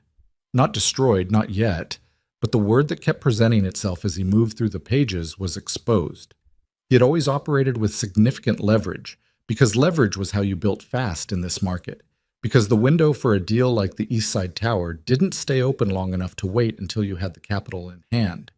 You borrowed against what you were building to build more. It was standard practice for developers at his level, and it had always worked because the buildings kept going up, and the valuations kept climbing, and the revenue kept servicing the debt. What it required as a system was continuity. One thing funding the next thing funding the next. Remove a single load-bearing element and the whole sequence had to be renegotiated simultaneously, which was effectively impossible. The Harper Continental facilities were load-bearing. He had a list of liquid assets, real liquid, cash and near cash, that would have looked impressive to most people and looked terrifyingly thin to him in this context. The townhouse was worth something, but selling it meant moving Noah, and he wasn't ready to put that on the table yet, though he could see the shape of a future where it might not be a choice. The Connecticut property was in motion. The art collection and car portfolio together might get him to $30 million if the market was willing and the timeline wasn't punishing. What he did not have was the ability to simply cover what Harper Continental was calling in. Not liquid, not fast. He called Cole at 1:55 and was in his office by 2. Cole had brought in someone new, a restructuring specialist named Janet Foss, who worked out of a firm on Lexington and had a reputation for being surgically unsentimental about financial situations, which was a quality Ethan understood and respected even when it was uncomfortable. She was perhaps 55, compact, with close-cropped silver hair and the manner of someone who had sat in a lot of rooms like this one and found most of the panic in them unnecessary. She had her own copy of the inventory. "Let me be direct," she said, which in Ethan's experience were the 4 words that preceded the most useful information in any meeting. You have 2 real options in this window. 1, you find a bridge lender willing to take on the exposure at a rate that won't bury you. And I have to be honest with you, that market is not friendly right now for a borrower in a called loan situation with this much press attached to it. 2, you go back to Harper Continental. "She's not negotiating," Ethan said. "Everyone negotiates," Foss said, without inflection. "The question is what the other party actually wants. What does she want?" Ethan was quiet. "Because called loans," Foss continued, "generate a lot of work and a lot of legal cost and a certain amount of reputational friction for the institution holding them. They also don't always recover full value on enforcement. Real estate development assets in mid-construction are not liquid. So there's a cost to calling these loans that Harper Continental is absorbing too." She looked at him. Which means she didn't do this because it was the most economically efficient move. She did it for a different reason, and if you don't understand the reason, you can't understand the position. Cole was watching Ethan. Ethan looked at his copy of the inventory without seeing it. He was thinking about a woman standing in a restaurant with a folded apron and a tone of voice that wasn't angry exactly. He was thinking about what Cole had said on the phone. Maybe the thing to do is not to find the angle. "She did it," Ethan said slowly. "Because a 17-year-old kid almost lost his job over nothing, and she decided that had a consequence." Foss looked at him without expression. "That's a personal motivation." "Yes." "In a business context." "Yes." A pause. "Then the question is whether the personal motivation has been satisfied or whether it's ongoing." She set down her pen. "Did you actually fire the boy?" "No." "Does she know that?" Ethan opened his mouth and then closed it. He genuinely didn't know. The restaurant had been purchased.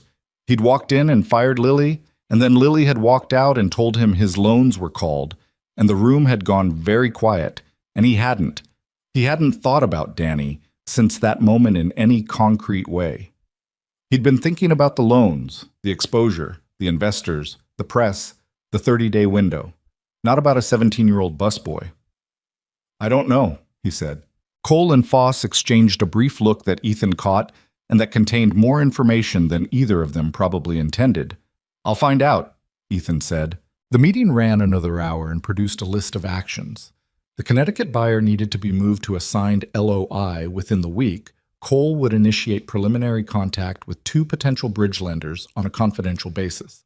And Foss would prepare a restructuring memorandum that could be used in different ways depending on how the next 10 days moved. When Ethan left, the late afternoon sky over Madison Avenue was already going dark at the edges, which happened fast in November. The days giving up before you felt ready for them to. He sat in the back of the car and called Marcus. "Danny Park," he said, "the busboy from Bellerose. I need to know if he's still employed there." A pause that communicated several things Marcus didn't say. "I'll find out." "Tonight." "Yeah." Another pause. "Ethan, there's something else." "What?" Nakamura's office called again. Not the consortium's legal team. Nakamura personally. He wants a call with you directly, not through intermediaries. Ethan processed this.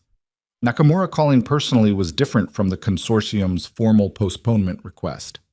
Nakamura calling personally meant the man was still in the conversation, still deciding, still, possibly, looking for a reason to stay rather than a reason to leave.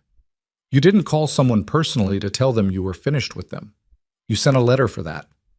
"Set it up," Ethan said. "Whatever time works for Tokyo." "It'll be late here." "I know, set it up." He hung up and looked out the window. The city was going into its evening mode, the lights coming on building by building as the sky darkened, the streets thickening with the particular energy of Friday evening becoming Saturday night. People moving toward whatever they were moving toward with the specific forward momentum of people who knew where they were going. He had never, in the past 4 years, not known where he was going. He found it profoundly disorienting. Marcus called back at 7:42. Danny Park was still employed at Bellerose. More than that, in the 48 hours since Ethan's purchase had formally gone through, the day-to-day management of the restaurant appeared to be operating through an external management company. The staff had received a communication, Marcus said. He'd gotten this through his contact who knew someone in the kitchen, saying that operations would continue normally under interim management while ownership matters were being finalized. No one had been let go. No one. Which meant Ethan had never actually followed through on the original threat either. He'd bought the restaurant, he'd gone there to fire Lily, and he'd fired Lily, and then he'd gone home. And the busboy he'd wanted fired in the first place was still there, still folding napkins or whatever he did, still employed. He sat with that information for a while. He wasn't sure what it told him about Lily Harper exactly, except that everything she did seemed to be pointed in the same direction, and the direction was not what he would have predicted. The call with Nakamura came through at 11:20 that night. Ethan was still at his desk. He'd stopped going home at a reasonable hour around day 3 of this, and the office had started to feel like the more honest location for the version of himself he currently was. He'd had food brought in. There was a cold cup of coffee on the corner of the desk that he kept meaning to throw away. Nakamura's voice on the phone was the same as it was in person, measured, considered, with the specific quality of someone who chose every word before releasing it. "Mr. Vaughn," he said, "thank you for speaking with me directly." "Of course, thank you for calling." A brief pause, the kind that in cross-cultural business communication carries its own information. "I want to be honest with you. My consortium is concerned." "I understand. The exposure is significant. The timeline is... it creates difficulty." Another pause. "But I'm also mindful that you and I have spent 8 months building something. That relationship has value that a balance sheet does not fully capture." Ethan was very still. He understood what Nakamura was doing, which was giving him a door that was still slightly open, and understood simultaneously that the way he walked through that door mattered enormously. "Mr. Nakamura," he said, "I owe you an apology. What happened at Bellerose 3 weeks ago, the incident with the staff member, that was a demonstration of the kind of judgment that should concern anyone in a business relationship with me. I made a decision out of wounded pride, and it cost both of us time and credibility that I had not earned the right to waste." He paused. "I'm telling you this not as a negotiating position. I'm telling you because it's true, and you deserve a straight account." Silence on the line. "The financial situation is real, and I'm managing it. Ethan continued. The exposure is what it is. I'm not going to pretend the 30-day window isn't the 30-day window, but I want you to know that the project itself, the design, the timeline as it stood before this week, the fundamentals of what we're building together, none of that has changed, and I intend to find a path through this. More silence. Then Nakamura said, How? I'm working on it, Ethan said. Honestly, I don't have a clean answer yet. Another pause, longer. I appreciate the honesty, Nakamura said. It is not always what I receive in these conversations. I know. I will speak with my consortium, Nakamura said. We will not make any decisions this week. That is what I can offer you. That's enough, thank you.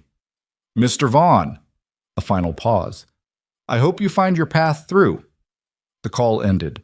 Ethan sat in the quiet office with the cold coffee and the dark windows and the city below, and he felt something he hadn't felt in a long time, which was the strange, uncomfortable sensation of having been more honest with someone than his instincts told him to be, and having it land better than the calculated version would have.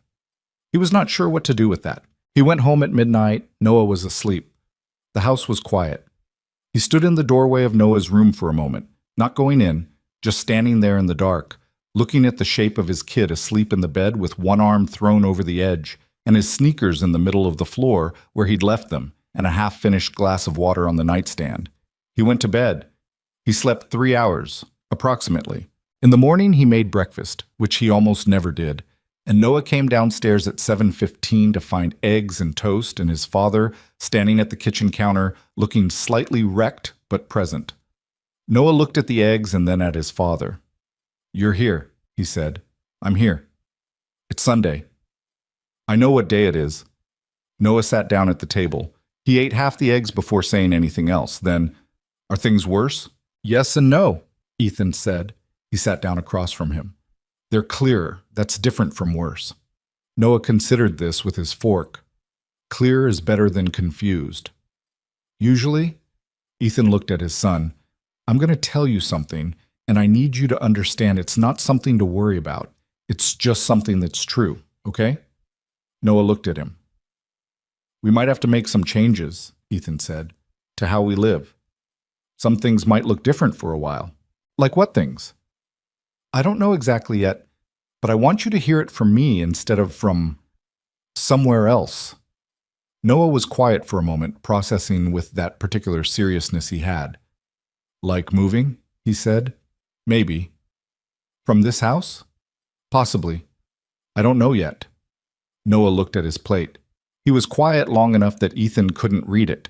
Couldn't tell if he was about to cry or about to say something startlingly reasonable or something in between. Okay, Noah said. Ethan waited. I mean, I like this house, Noah said carefully, but it's a lot of house. He looked up.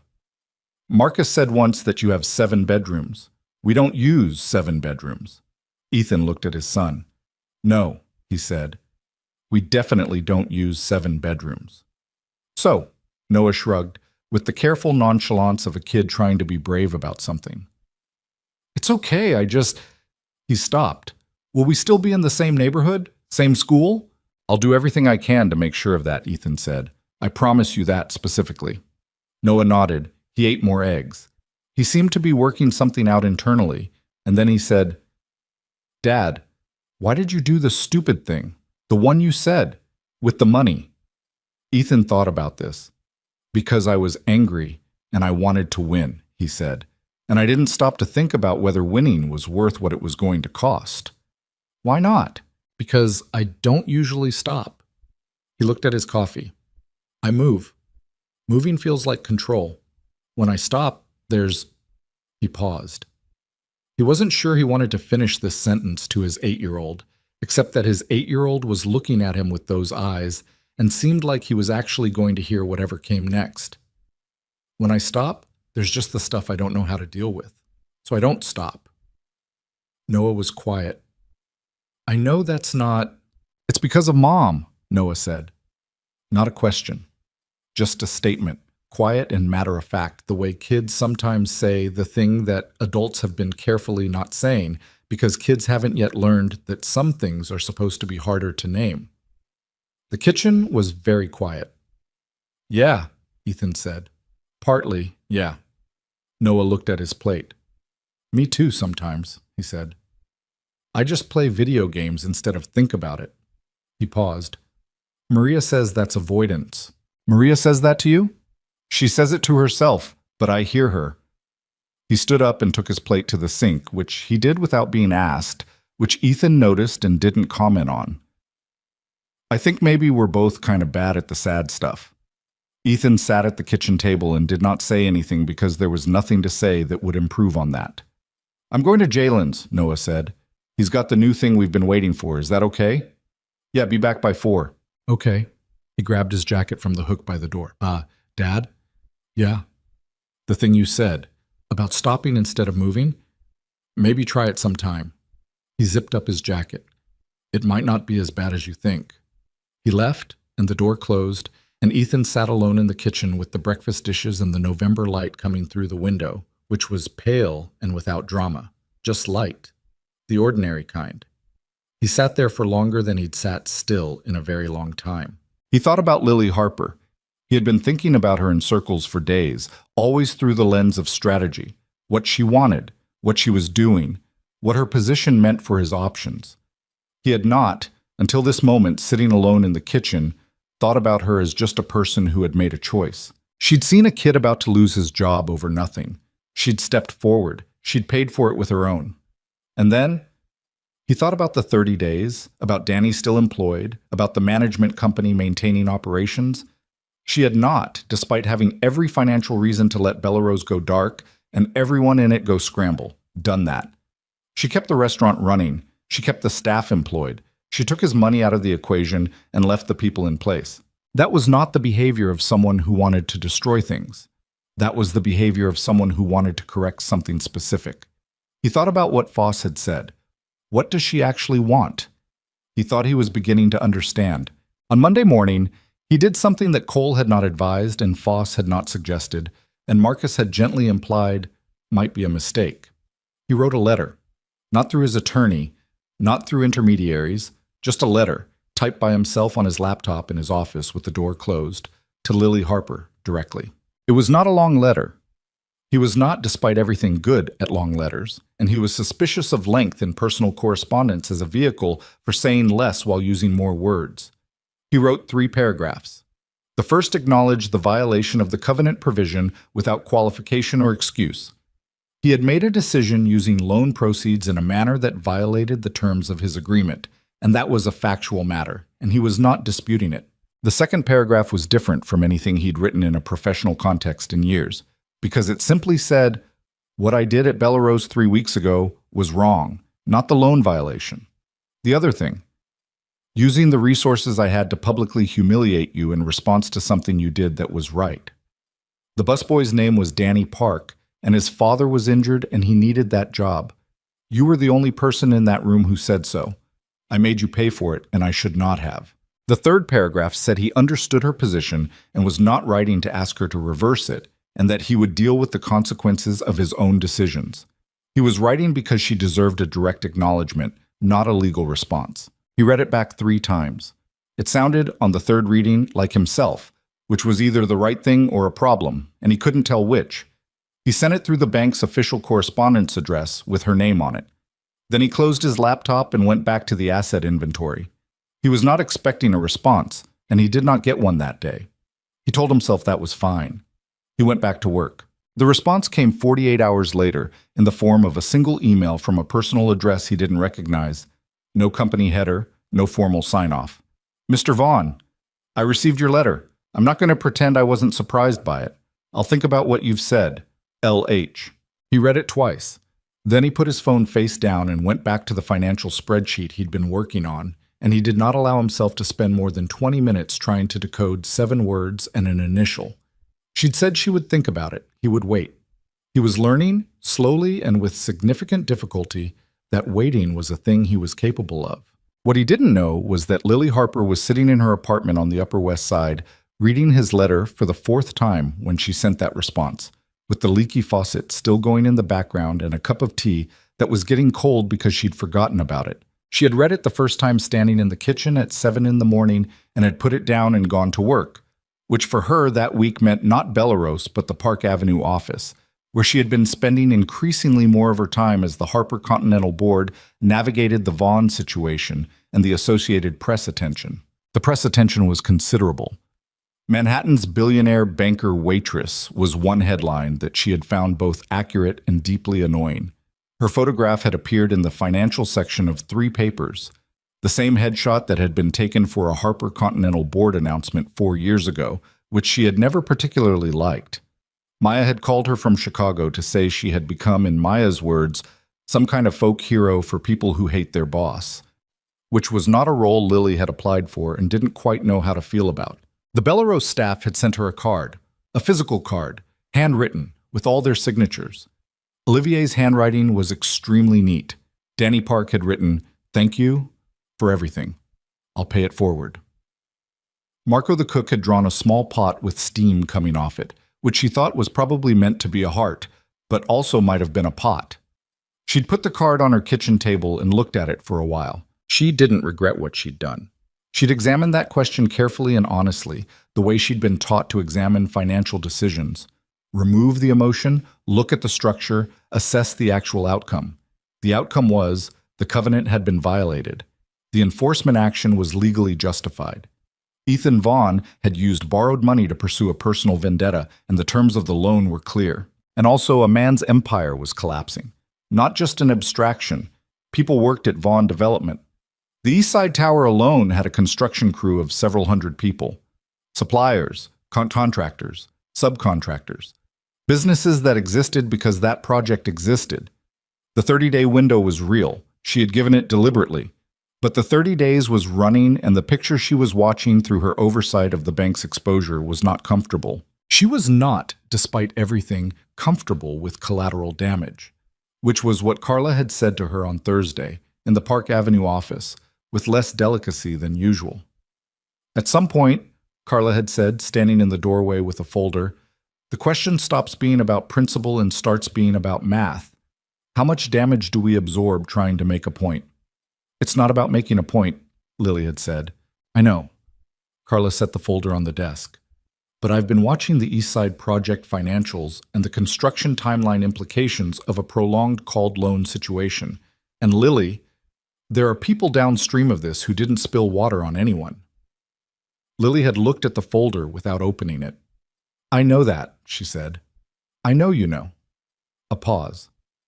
I also know you're one of the fairest people I've ever worked for. So I'm just naming it. She'd read his letter that night for the first time, standing in the kitchen. She was reading it for the 4th time when she sent the response. She hadn't made a decision yet. She was still thinking about the shape of it, the architecture of what was possible within the terms of what she actually wanted. She didn't want to destroy Vaughn Development. She was not, if she was being precise, trying to ruin a man.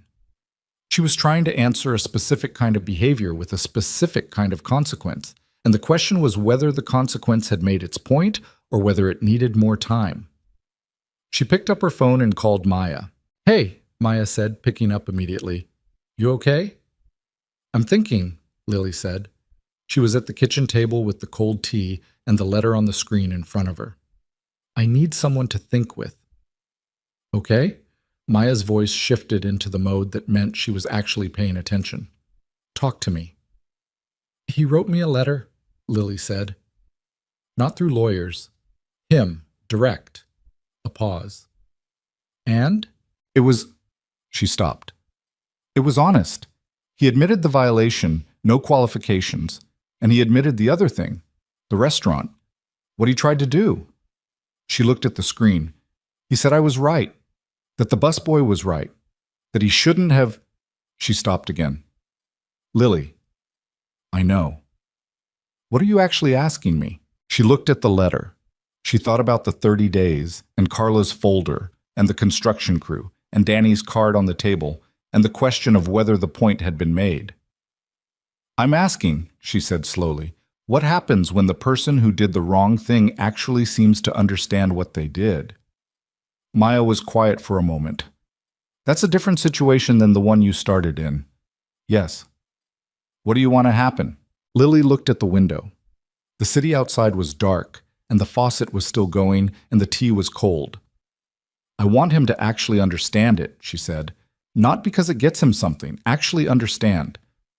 And do you think he does? She thought about the letter, the second paragraph. Not careful, not calculated. Just a man writing down something he knew was true and sending it without his attorney's signature at the bottom. I think he might be starting to, she said. Then you have a decision to make, Maya said. And it's yours. Not the bank's, not the board's. Yours. Lily sat with that for a moment. I know, she said. Outside the window, November moved through the city the way it always did, indifferent to the particular weight of anyone's evening, and the faucet kept going, and Lily Harper sat at her kitchen table alone, holding the letter and its question and the specific, complicated responsibility of being the person who decided what came next. She did not call the super about the faucet that night. She had been meaning to for 6 weeks, and she still wasn't ready. But she opened her laptop, and she began carefully and without rushing to think about what a different structure might look like. The restructuring memo from Janet Foss arrived on a Tuesday morning, 11 days into the 30-day window, and it was 43 pages long and read like a clinical description of controlled demolition. Ethan read it at his desk in one sitting, which took 2 hours, and when he was done, he sat back and looked at the ceiling for a while. The memo laid out 3 scenarios. The first required a bridge lender coming in at a rate that Foss described as aggressive but not impossible. She had identified 2 institutional candidates who had not yet declined and had not yet agreed, which was a specific kind of limbo that meant nothing except that the door wasn't locked. The second scenario was partial restructuring with significant asset liquidation: the townhouse, the Connecticut property, the art, the car collection, a secondary commercial holding in Brooklyn that Ethan had owned for 7 years and had always intended to develop and never gotten around to. That scenario preserved the East Side Tower but left Vaughan development substantially smaller, leaner, and operating at a scale that would have been unrecognizable to the version of Ethan who'd sat down at Bellerose 3 weeks ago.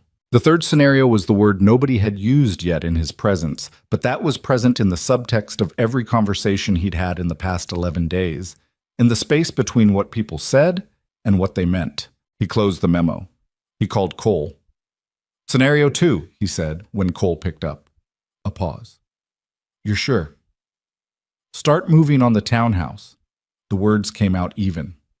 He'd made the decision somewhere in the middle of page 31, he thought, though he wasn't entirely sure when it had stopped being a question and become a fact. Get the Connecticut buyer to a signed agreement this week. I'll deal with the rest of the liquidation list on my end. The townhouse takes time, Cole said carefully. The market isn't, I know the market. List it anyway.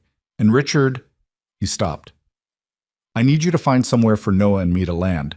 An apartment. Good school district, same area if possible. I told him I'd try. A longer pause this time.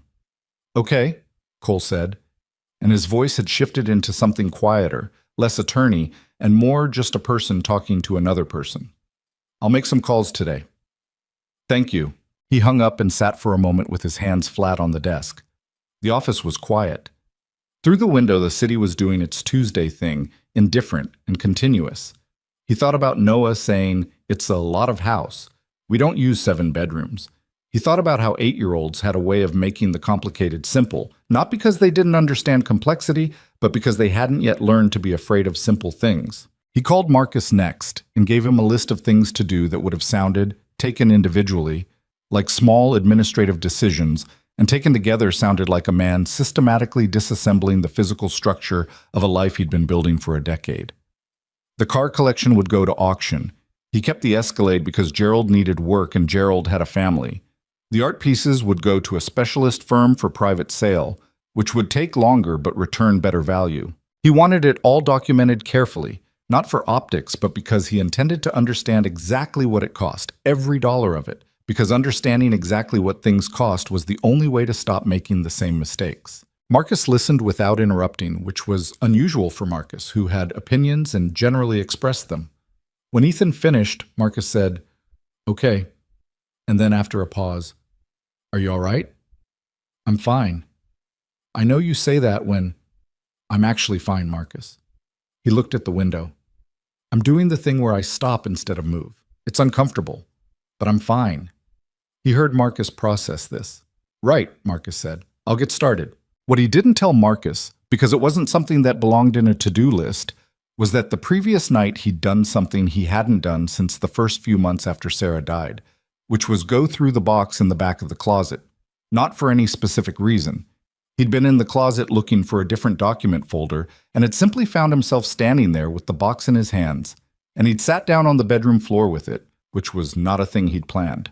The box had photographs, letters she'd written him when they were in different cities during the first year they were together, actual physical letters because she'd thought email was impersonal for things that mattered, a program from a concert they'd gone to on their third date, a small pressed flower that he couldn't remember the origin of but that she had clearly saved for a reason, a birthday card with her handwriting on it that said, characteristically, "You are infuriatingly driven and occasionally impossible, and I love you for reasons that I think might be a personality flaw of mine.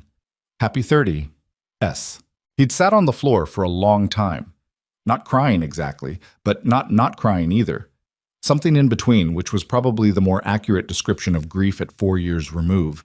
Not the acute thing anymore, but not absent either. More like weather, present, changed in character, something you move through rather than under. He'd put everything back carefully and sat with the box closed in his lap for a while, and then he'd put it back on the shelf and gone to bed, and slept. Somehow, better than he had in 2 weeks.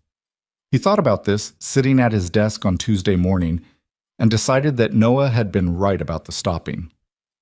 On day 14 of the 30-day window, Ethan received a phone call from a number he didn't recognize that turned out to be Lily Harper's personal cell. He was in a meeting with Foss and Cole when it came through, and he stepped out into the hallway to take it, because he'd told Marcus to flag that number if it ever appeared. "Mr. Vaughn," she said. She sounded, as she always did, like someone who had decided before calling exactly what she was going to say and had not included anything extra. "I want to meet. In person. Not through attorneys, just you and me." He leaned against the hallway wall. "Okay," he said. "Not to negotiate," she said clearly. "I want you to understand that going in, I'm not meeting to make a deal. I want to have a conversation." "I understand." A pause. "Wednesday. There's a coffee place on Amsterdam Avenue near 79th. Small. Not the kind of place you'd normally go to. 11 o'clock. He almost said he had a board call at 11:30, and then he didn't. "I'll be there," he said. "Okay." She was about to hang up, and then she said, "Your letter, the second paragraph." He waited. "I read it a lot of times," she said. "Not with any particular emotion, just as a statement of fact. I just wanted you to know that." She hung up. He stood in the hallway outside Cole's conference room for a moment, with the dead phone in his hand and the faint sound of traffic from somewhere below and the building's HVAC doing its quiet work in the ceiling. He went back into the meeting. "Everything okay?" Foss asked. "Fine," he said. "Where were we?" The coffee place on Amsterdam Avenue was exactly as she'd described. Small, slightly cramped, with the specific unpolished quality of a neighborhood place that had been there long enough to stop caring about its own aesthetic. A handwritten menu on a chalkboard. 4 small tables, a counter with an espresso machine that looked like it had been repaired at least twice. The kind of place where the coffee was actually good, because that was the entire point. Ethan arrived 4 minutes early because arriving late was not something he did. He ordered a black coffee because he didn't know what else to order and sat at the table farthest from the window. He was wearing, deliberately, no suit, just dark jeans and a gray sweater, which was the closest thing he had to not performing being Ethan Vaughn, though he was aware that this, too, was a performance of a kind. Lily came in at 11 exactly, in a coat he'd seen before, the dark wool one from that evening at Belarus, with her hair down, which he realized he'd only ever seen pulled back. She looked different outside the restaurant context, more complete somehow, like a person rather than a role. She sat down across from him, unfolding her coat, and looked at him directly in the way she always did, that particular steadiness that he'd found disconcerting the first time and now just found true. "Thank you for coming," he said. "I asked you here," she said. "So." She wrapped both hands around a cup of tea she'd ordered at the counter before sitting. "I want to start by saying something, and I need you to just hear it, not respond to it immediately."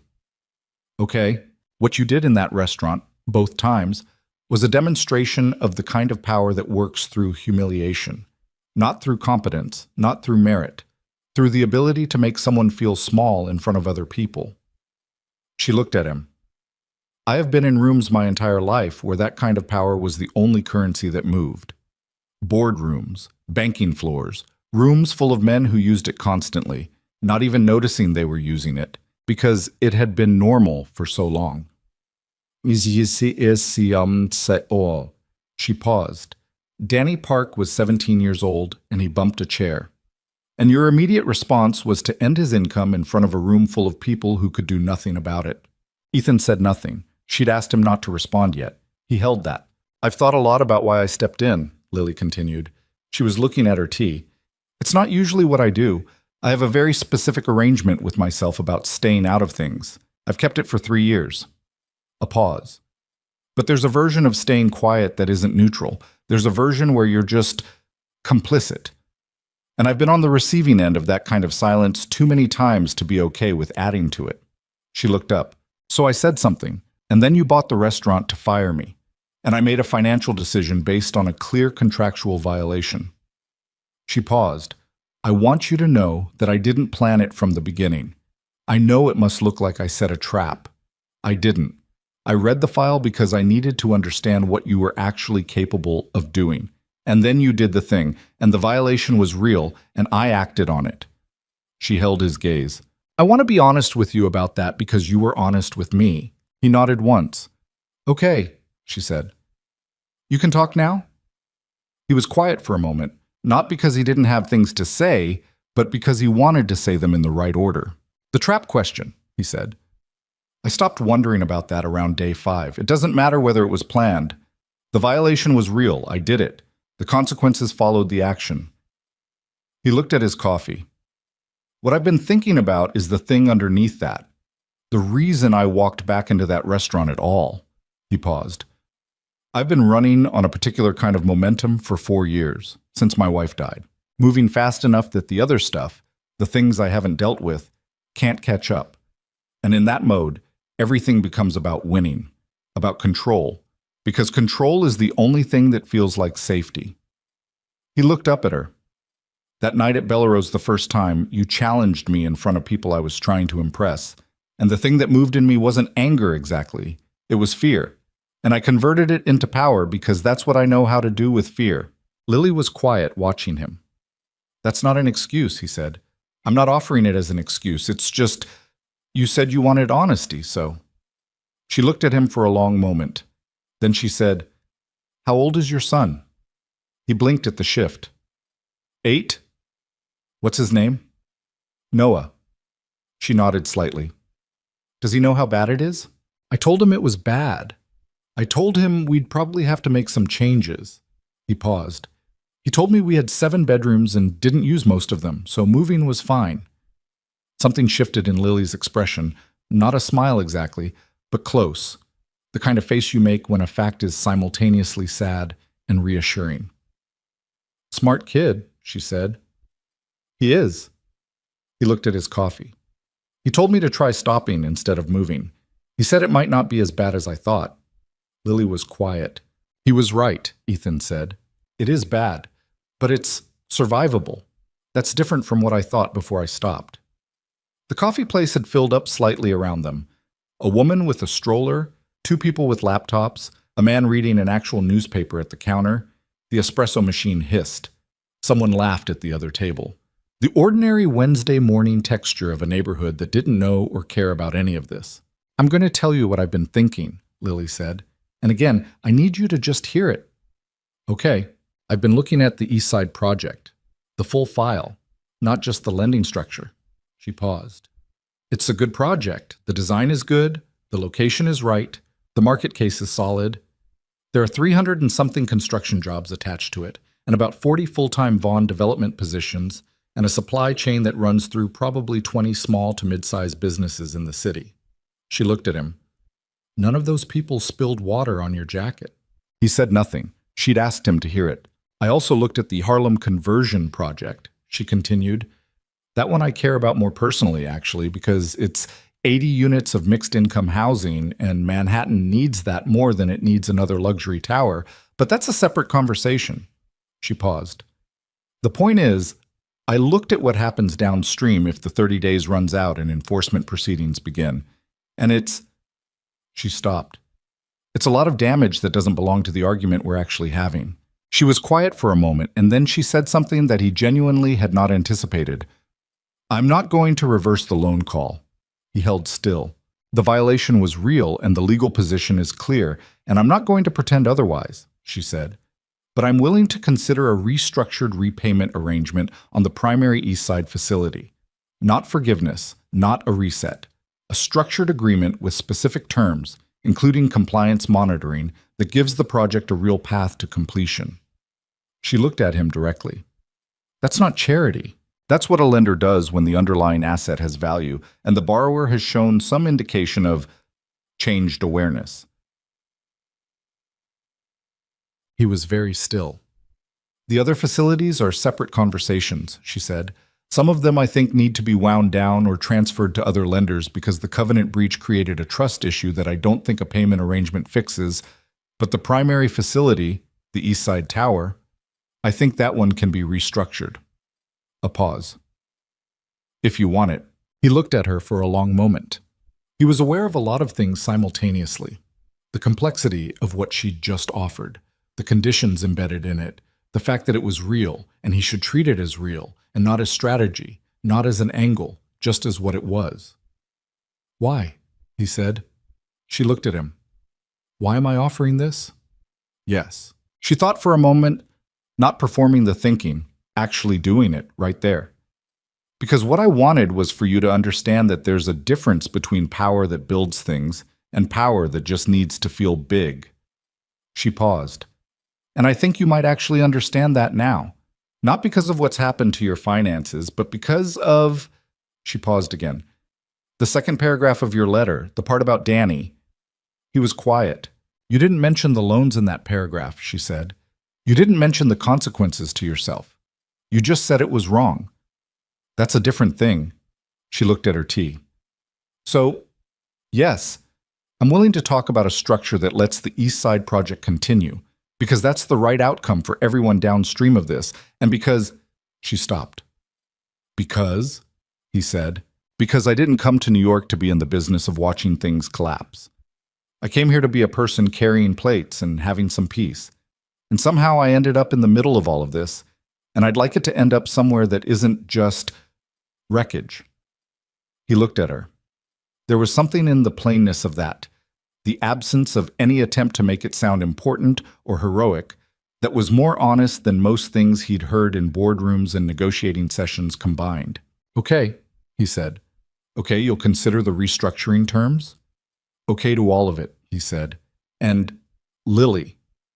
He used her name consciously, not as a social gesture, but because it was her name and she deserved to be addressed by it. I want to say something that isn't a negotiating position. She waited. I'm sorry, he said. Not the version in the letter, to your face directly, for the restaurant, both times, for using money as a weapon and thinking that was acceptable because I had enough of it to do so. He paused. That's it. That's what I wanted to say. Lily looked at him across the small table in the unremarkable coffee shop on Amsterdam Avenue for a moment, and her expression was something he couldn't entirely read. Not warm, not cold, somewhere in that difficult middle space where real things happen. I heard it, she said. Not it's okay. Not I forgive you. Just I heard it. Which was, he thought, more honest and more accurate than either of those things would have been. They spent another 40 minutes at that table. What followed was not a negotiation, she had been precise about that, but something more like a mapping. She explained what a restructured facility might require in terms of compliance oversight, how the monitoring would work, what the revised payment timeline could look like. He asked specific questions about the terms, and she answered them with the thoroughness of someone who had thought about this carefully before arriving. He didn't push. He didn't look for angles. He just listened and asked and clarified because listening and asking was what the situation required. And he was trying, with significant difficulty, to do what situations required. At one point she said, "You'll need to bring in a co-developer on the East Side project. Someone with independent capitalization. The bank will require it as a condition of the restructured facility. He looked at the table. Nakamura, he said. She looked at him. The Japanese consortium, he said. They haven't fully committed to leaving. If I can give them a restructured lending framework and a compliance monitoring arrangement that gives them confidence in the project governance, that might actually be the thing that keeps them in. He paused.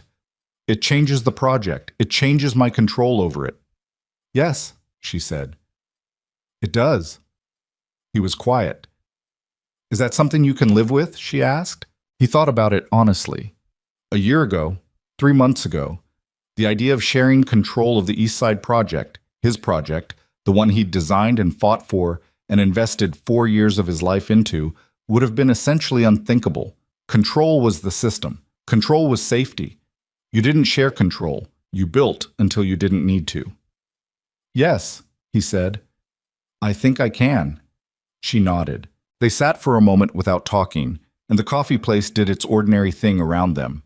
And somewhere in the middle of it, Ethan realized that this was the most straightforwardly honest conversation he had had in a professional context in a very long time, possibly ever, and that it had happened in a 4-table coffee shop on Amsterdam Avenue with bad lighting and a repaired espresso machine. Can I ask you something? He said. Probably. The restaurant. Bellerose. He paused. You're still running it through the management company. Yes. What are you going to do with it? She looked at her cup for a moment. I'm not going to keep it, she said. That was never the point. She paused. I have something in mind. I'm still working out the details. He looked at her. Something good? She considered. Something right, she said, which I think is better than good. He didn't ask what it was. It wasn't his to know yet, and he understood that. When they stood up to leave, the coffee place had turned over to a slightly different crowd. Lunch approaching, different people at the tables, the rhythm of the neighborhood going through its ordinary rotations. On the sidewalk outside, Lily put her coat on and looked at him in the November light, which was pale and without opinion. I'll have the bank's legal team send initial restructuring terms to your attorney by end of week, she said. It'll be a starting point, not a final document. I understand. Read it carefully. Don't just send it to Cole. Read it yourself first. I will. She nodded. She was about to turn away, and then she paused. How are you actually doing? She said. Not Ms. Harper asking Mr. Vaughn, just one person asking another. I mean, day to day. How are you doing? He thought about the box in the closet, the bedroom floor, Noah on the stairs in dinosaur pajamas, the 7 bedrooms, Gerald starting the car without being asked, 4 years of watching a man carry something without naming it. Better than I was 2 weeks ago, he said, which is a strange thing to say, given everything. No, she said. I don't think it's strange. She looked at him for a moment. Take care of the kid. Whatever else happens. Yeah, he said. That one I know. She turned and walked west on Amsterdam, and he watched her for a moment. Just a person in a dark coat moving through the city, unremarkable from any distance, which was exactly how she seemed to want it. And then he turned east and started walking. He didn't call Marcus. Not immediately. He walked for about 6 blocks in the November air, hands in his pockets, no phone, no agenda, just the city doing its constant thing around him. He thought about the restructured facility and what it meant. The co-developer requirement. Nakamura. The reduced scale of what Vaughn development would look like on the other side of this. The townhouse already listed and the apartment Cole was finding and the 7 bedrooms they didn't use. He thought about Sarah's birthday card. Infuriatingly driven and occasionally impossible. The pressed flower he couldn't identify. The letters from a year when they were young and the world felt like it had everything still in it. He stopped at an intersection and waited for the light. There was a woman next to him with a small boy, maybe 5 or 6, who was looking up at the traffic light with tremendous concentration, like the changing of colors was a significant event requiring witness. Ethan watched the kid watching the light. The light changed. The woman took the boy's hand and they stepped off the curb. The boy looked away from the traffic light and immediately found something else to examine with the same focused intensity. A crack in the pavement, a paper cup, the particular shine of a wet manhole cover. Everything interesting, everything worth looking at. Ethan stepped off the curb and crossed the street with the rest of them. He had a call with Cole to make. He had Foss's scenarios to revisit in light of the morning's conversation. He had the Nakamura relationship to navigate carefully, and the asset liquidation moving, and the apartment search, and the restructuring terms coming by end of week that he would read himself first. He had work to do. The kind that was harder than building, because it required him to understand what things actually cost, and to pay those costs without looking for a way around them. But first he pulled out his phone and sent one text. To Marcus. December 14th. Block it. The whole day. Noah's school thing. It stays. He put the phone back in his pocket. He kept walking. The city moved around him, enormous and indifferent and full of the ordinary life of people who were carrying things and doing the next thing and getting from one place to another. And Ethan Vaughn moved through it and did not feel, for the first time in a long time, like he was running, just walking, one block at a time, in the direction of whatever came next. The restructuring terms arrived on a Friday, 8 days after the coffee shop meeting, in a document that was 61 pages long and written in the careful, dense language of institutional finance. Cole called Ethan the moment his copy came through, voice already in preparation mode, already sorting through which sections needed immediate attention and which were standard boilerplate and which required negotiation. Ethan told him he'd call back. He printed the document himself at the office printer, which was something he hadn't done in years because that was what assistants were for, and he took it to the small conference room at the end of the hall, the one nobody used because the view was of a brick wall rather than the skyline. And he closed the door and read it, all 61 pages. Himself. With a pen, marking things as he went, writing questions in the margins in his own handwriting. It took 3 hours. Lily had been precise about what she'd told him in the coffee shop. The terms were not generous. She had been clear that this wasn't charity, and the document held to that. The repayment structure was extended but structured around performance benchmarks that were genuinely achievable if the project moved forward cleanly. The compliance monitoring provision required quarterly reporting to the bank's institutional oversight team, with a Harper Continental representative holding observer status on the project governance committee. The co-developer requirement was stated plainly. Ethan had 90 days from signing to bring in a qualified co-developer with independent capitalization sufficient to satisfy the bank's risk threshold. That was the Nakamura conversation he still had to have. There were 2 provisions he wanted to push back on. One related to the interest rate step-up in a default scenario that he thought was punitive past a certain point, and one procedural requirement around the compliance reporting timeline that would create a genuinely unworkable quarterly crunch given the construction schedule. These were legitimate objections, not negotiating for the sake of it, and he wrote them out clearly in his notes. Everything else he was prepared to accept. He called Cole back at 4:15. Okay, he said. I have 2 specific pushbacks. Everything else I'm signing. A pause. That's Ethan. There are at least 6 other provisions that I would want to. 2 pushbacks. Write them up cleanly and send them back to Harper Continental's legal team today. Don't add anything else. Don't negotiate terms I haven't asked you to negotiate. Another pause. Longer. Cole had represented Ethan for 6 years and had a deep familiarity with the way he operated in contract situations, which historically involved identifying every possible point of leverage and pressing each one methodically until the other side was tired. This was not that. All right, Cole said carefully. 2 pushbacks. Thank you. The Nakamura call, Cole said. Have you? Tonight, Ethan said. I'm calling Tokyo tonight.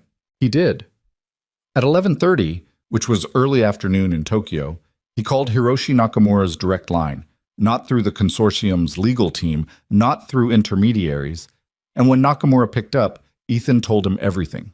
The complete picture, the restructuring terms, the co-developer requirement, what the project would look like on the other side of this, and what it would require from both of them. He didn't soften it, and he didn't sell it.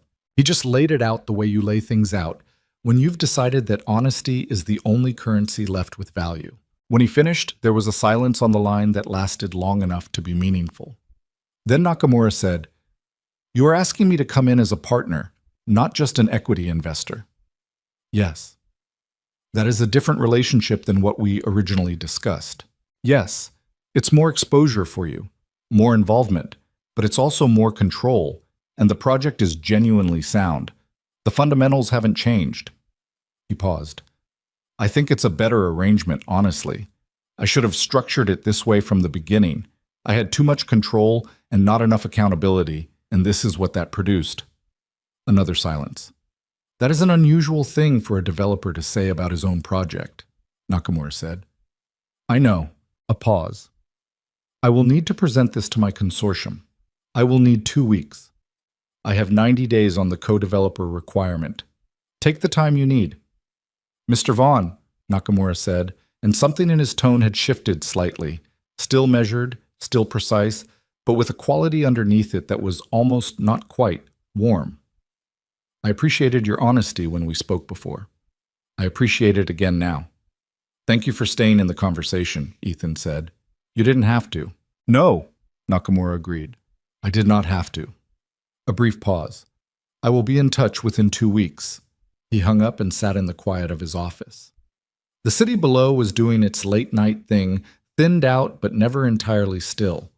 He looked at the skyline, his buildings visible from here, permanent against the dark sky, shapes he'd added to a city that had been adding shapes for centuries and would keep adding them long after everyone in this story was gone. He turned off the desk lamp and went home. The apartment Cole had found was on the Upper East Side, 4 blocks from the townhouse, which meant Noah's school stayed and his neighborhood stayed, and the things that mattered most to a kid's daily life were uninterrupted. It was the 3rd floor of a pre-war building, 3 bedrooms, good light from the south-facing windows, a kitchen that was half the size of the one they were leaving and would require some adjustment, a small 2nd bedroom for Noah, and a slightly larger one that was technically the master, and that Ethan suspected would not feel like any kind of master for a long time, but that was livable. Noah walked through it the first time with the systematic attention of someone taking inventory, opening closets and testing light switches and standing in each room for a moment, as if assessing its quality as a space. In the end, he stood in the kitchen and said, "It smells like other people." "It's a new apartment," Ethan said. "It'll smell like us eventually." Noah thought about this. "The building has a doorman," he observed. "That's kind of like having Gerald, but for the whole building." "Somewhat," Ethan said. "I like the window in my room." Noah went back to look at it again. "I can see the street. At the townhouse, I could only see the garden. Is the street better?" "More things happen on the street." He looked out for a moment. "Yeah, I like this." They moved on the first Saturday of December.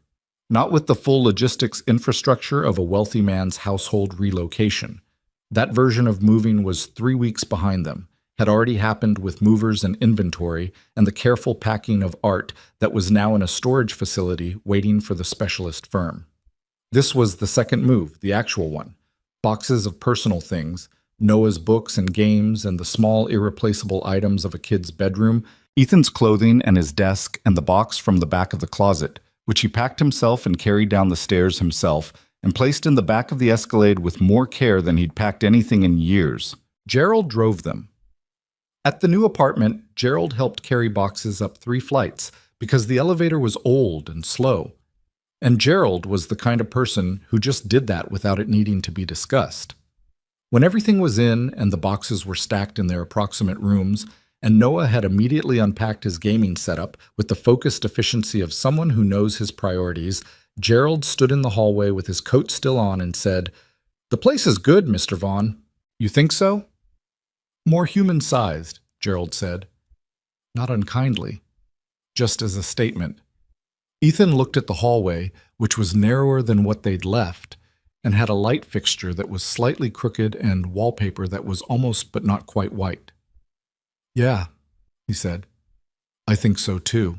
Gerald left, and Ethan stood in the kitchen of the human-sized apartment and heard Noah in the next room explaining the gaming setup to nobody, which meant he was doing a video he recorded for himself when he was working through something, and the sound of it, ordinary and small and completely itself, was one of the better sounds Ethan had heard in a long time. He made dinner. Not calling in, not having it delivered, actually making it. Pasta, which was the extent of his repertoire, but which he made competently enough. And Noah came to the table without being asked twice, which was a small miracle. And they ate in the new kitchen that smelled like other people with boxes stacked against the wall and nowhere to put anything yet. "Dad," Noah said, pasta halfway to his mouth, Are we going to be okay? Ethan looked at him. Yes, he said. Different than before, but okay. Noah nodded and ate his pasta. Different is okay, Noah said. Different is just different. On the 14th of December, Ethan was in the third row of the Hudson Elementary School winter performance, which was held in the gymnasium with folding chairs and a banner that said Winter Celebration in letters cut from construction paper, slightly uneven, the work of several pairs of small hands. There was a program, also printed on paper, also slightly crooked.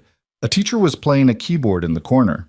Half the parents were holding phones up to record, and the other half were holding phones up to record while pretending they weren't. Ethan had his hands in his lap. Noah was in the second group to perform, a thing involving recorders and some amount of choreography that the kids had clearly been told about more recently than they'd been told about the recorder part, because the choreography was more confident than the music.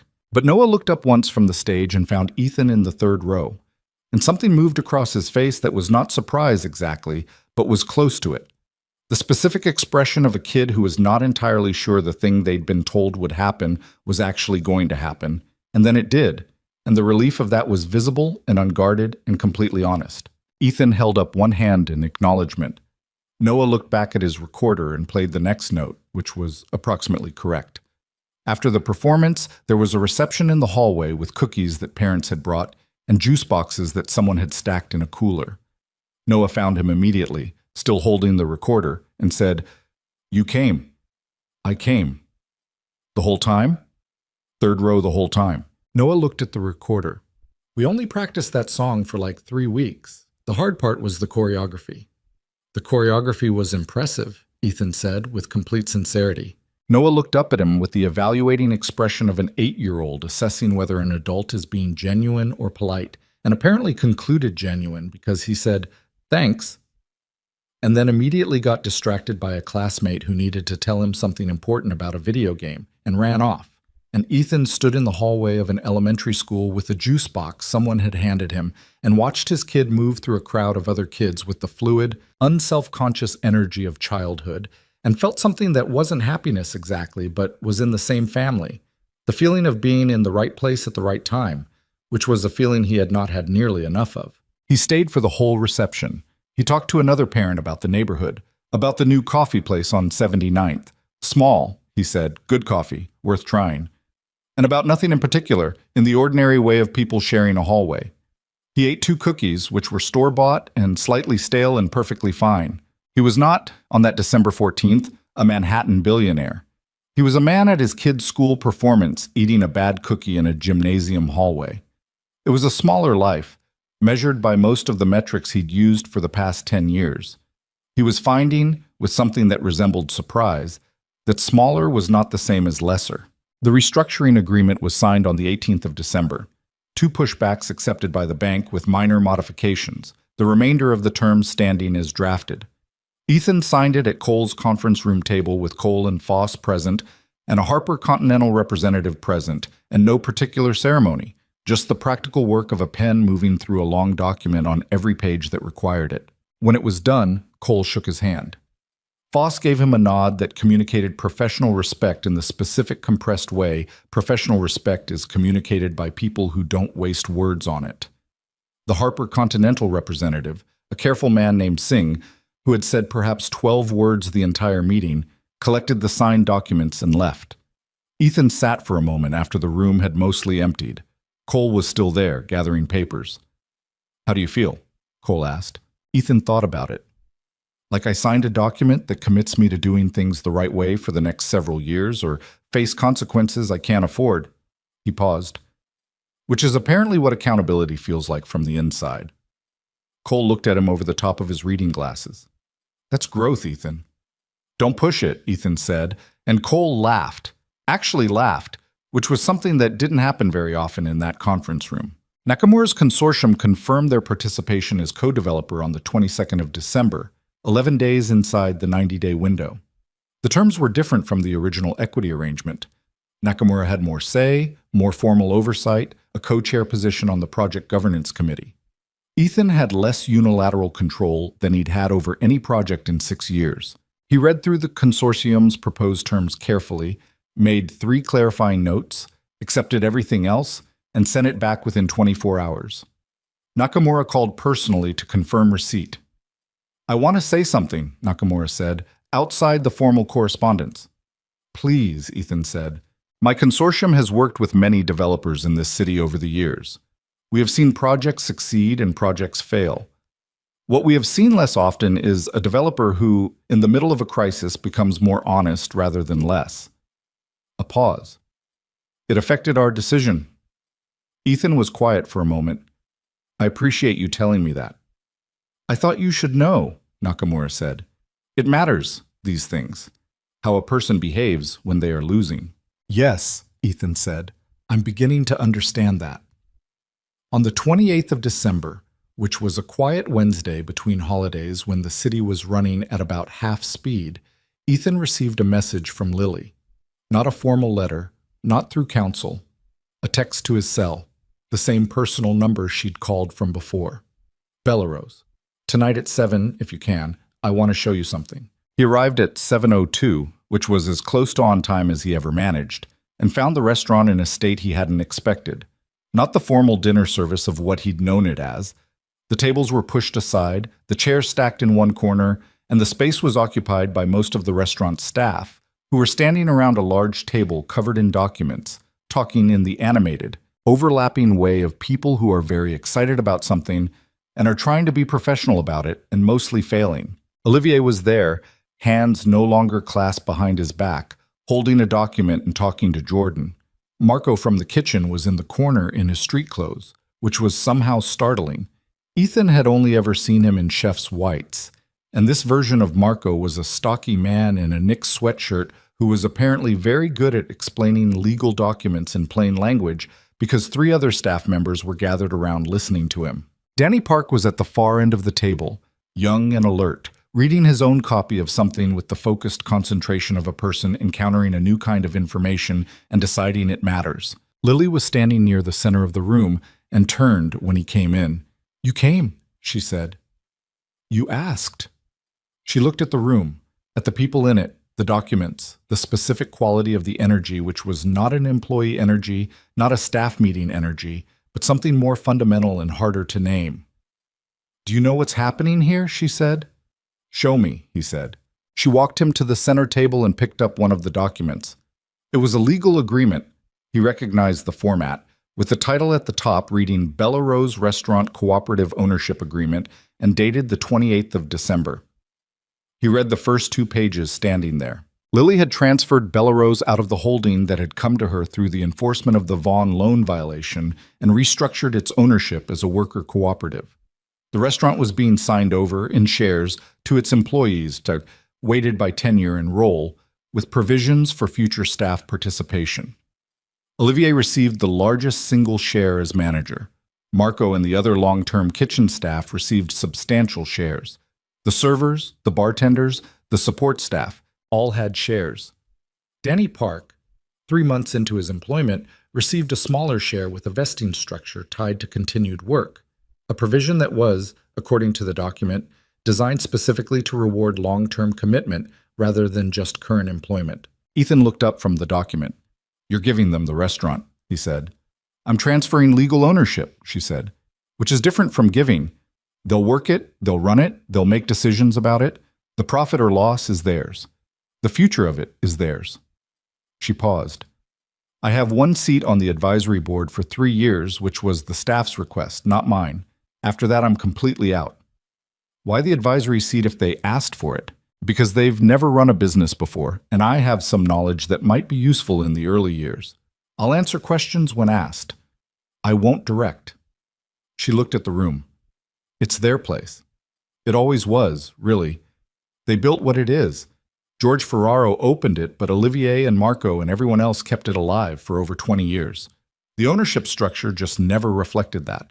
Ethan watched Olivier in the corner, holding his document with both hands, reading something that was apparently remarkable enough to make a man who had spent 30 years being professionally composed look genuinely moved.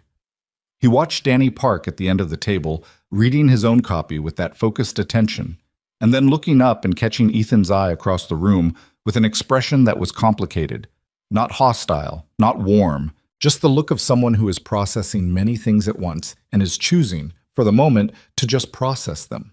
Ethan looked back at the document in his hands. "The purchase price you paid for the restaurant," Lily said, more quietly. "The acquisition cost that created the covenant violation. That money has been applied to a community development foundation I'm establishing. Small business lending for workers in the restaurant and hospitality industry who don't qualify for traditional financing. First-generation owners, people who've been doing the work for decades but never had the capital to own any of it." She paused. "Your money applied to that." He looked at her. "I know you didn't intend it that way," she said, "but that's where it went." He was quiet for a moment. He thought about all the things he might say to that, the complicated feelings it produced, the particular texture of having your worst decision redirected into something better than you deserved. He thought about how to respond to that without either performing gratitude or deflecting it.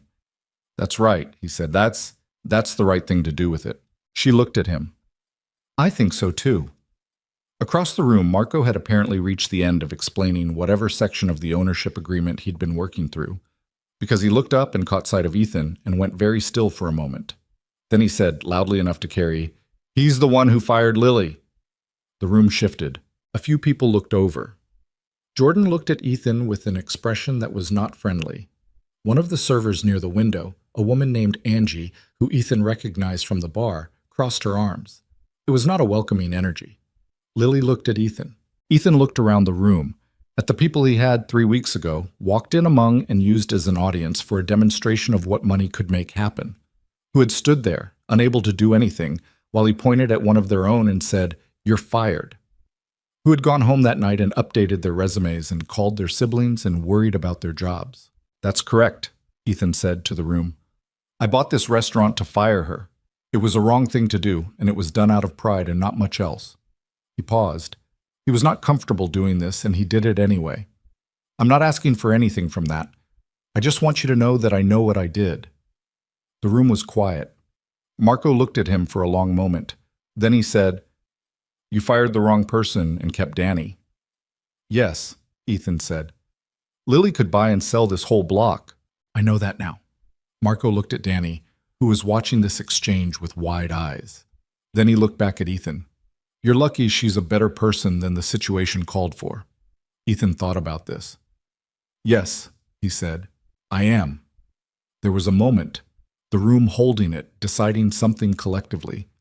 And then Olivier said from across the space, "Mr. Vaughn, would you like to sign as a witness? We need 2 external signatures on the cooperative agreement." It was an extraordinary thing to ask. Ethan understood the weight of it. Olivier asking him, specifically, to witness the document that transferred this place into the hands of the people he'd tried to use as props. It was either magnanimous or pointed or both. And in Olivier's case, it might have been both simultaneously, because Olivier was a man with 11 years of accumulated dignity who had watched that night happen and not been able to stop it. "If the staff is comfortable with that," Ethan said. Olivier looked around the room. A few people exchanged glances. Angie uncrossed her arms. Marco shrugged in the particular way of people who have decided to accept something without quite endorsing it. Danny, at the end of the table, looked at Lily, and Lily gave him the smallest nod, and Danny said, "Yeah, okay." Ethan walked to the table. He signed his name on the witness line under the names of 11 people who owned a restaurant. He put the pen down and stepped back. Lily was watching him from across the table with that particular steadiness that he'd been trying to name since the first night in that restaurant, and he thought he understood it now. It wasn't coldness, and it wasn't calculation. It was the look of someone who had decided a long time ago what they actually valued, and had organized everything around that decision, and didn't need external validation to hold it in place. It was the look of someone who was, in the most fundamental sense, settled, not happy in a simple way, not without difficulty or loss, but settled in the sense of knowing who they were. He had spent 4 years in the farthest possible position from settled, moving at the velocity of someone who couldn't afford to stop. He was stopped now. He was also, somehow, still standing. Outside the restaurant, on a December night with the temperature dropping and Christmas a few days off and the city doing its particular holiday version of itself, all lights in motion and people moving in every direction, Ethan stood on the sidewalk and Lily came out a few minutes later pulling on her coat. "Thank you for coming," she said. "Thank you for asking me to be there." She looked down the street for a moment. The cooperative needs to be registered with the city, and there are about 40 administrative steps between now and them actually operating as owners. It's going to be a process. "Olivier will manage it," Ethan said. "He's been managing things for 30 years. "Yes." A slight pause. "He told me tonight that he's been saving to buy this restaurant for 15 years. Never had quite enough. The ownership just sold before he could get there." She paused. "He cried a little when I told him, very quietly. He turned away first." Ethan looked at the restaurant windows, warm and lit, the shapes of people moving inside. He thought about 11 years of showing up and doing the work and caring about a place because it deserved to be cared about and never quite being able to own any of the future of it. "Good," he said. "He should." Lily looked at him. "How's the East Side project?" "Moving, slowly. The way it should have been moving from the beginning." He paused. "Nakamura is a careful partner. Asks better questions than I did." "Is that difficult, sharing the decision-making?" He thought about it honestly, which was something he'd been doing more of. "Less than I thought it would be," he said. "It turns out that having someone ask better questions than you improves the outcome."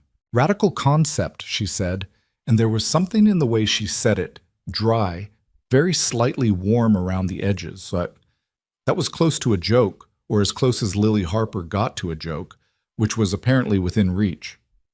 "I know," he said. "I'm working on it." She looked at him for a moment. "The bank's compliance officer is going to be in contact with your team in January to set up the reporting schedule. Don't make her life difficult. Her name is Patricia, and she is extremely thorough. I will be fully cooperative with Patricia," he said. "I'll believe it when I see it." "That's fair," he said.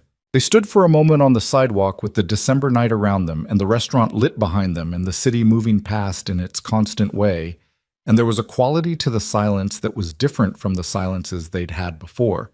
Less weight to it, less unresolved material. Not resolved exactly. Not wrapped up with a conclusion.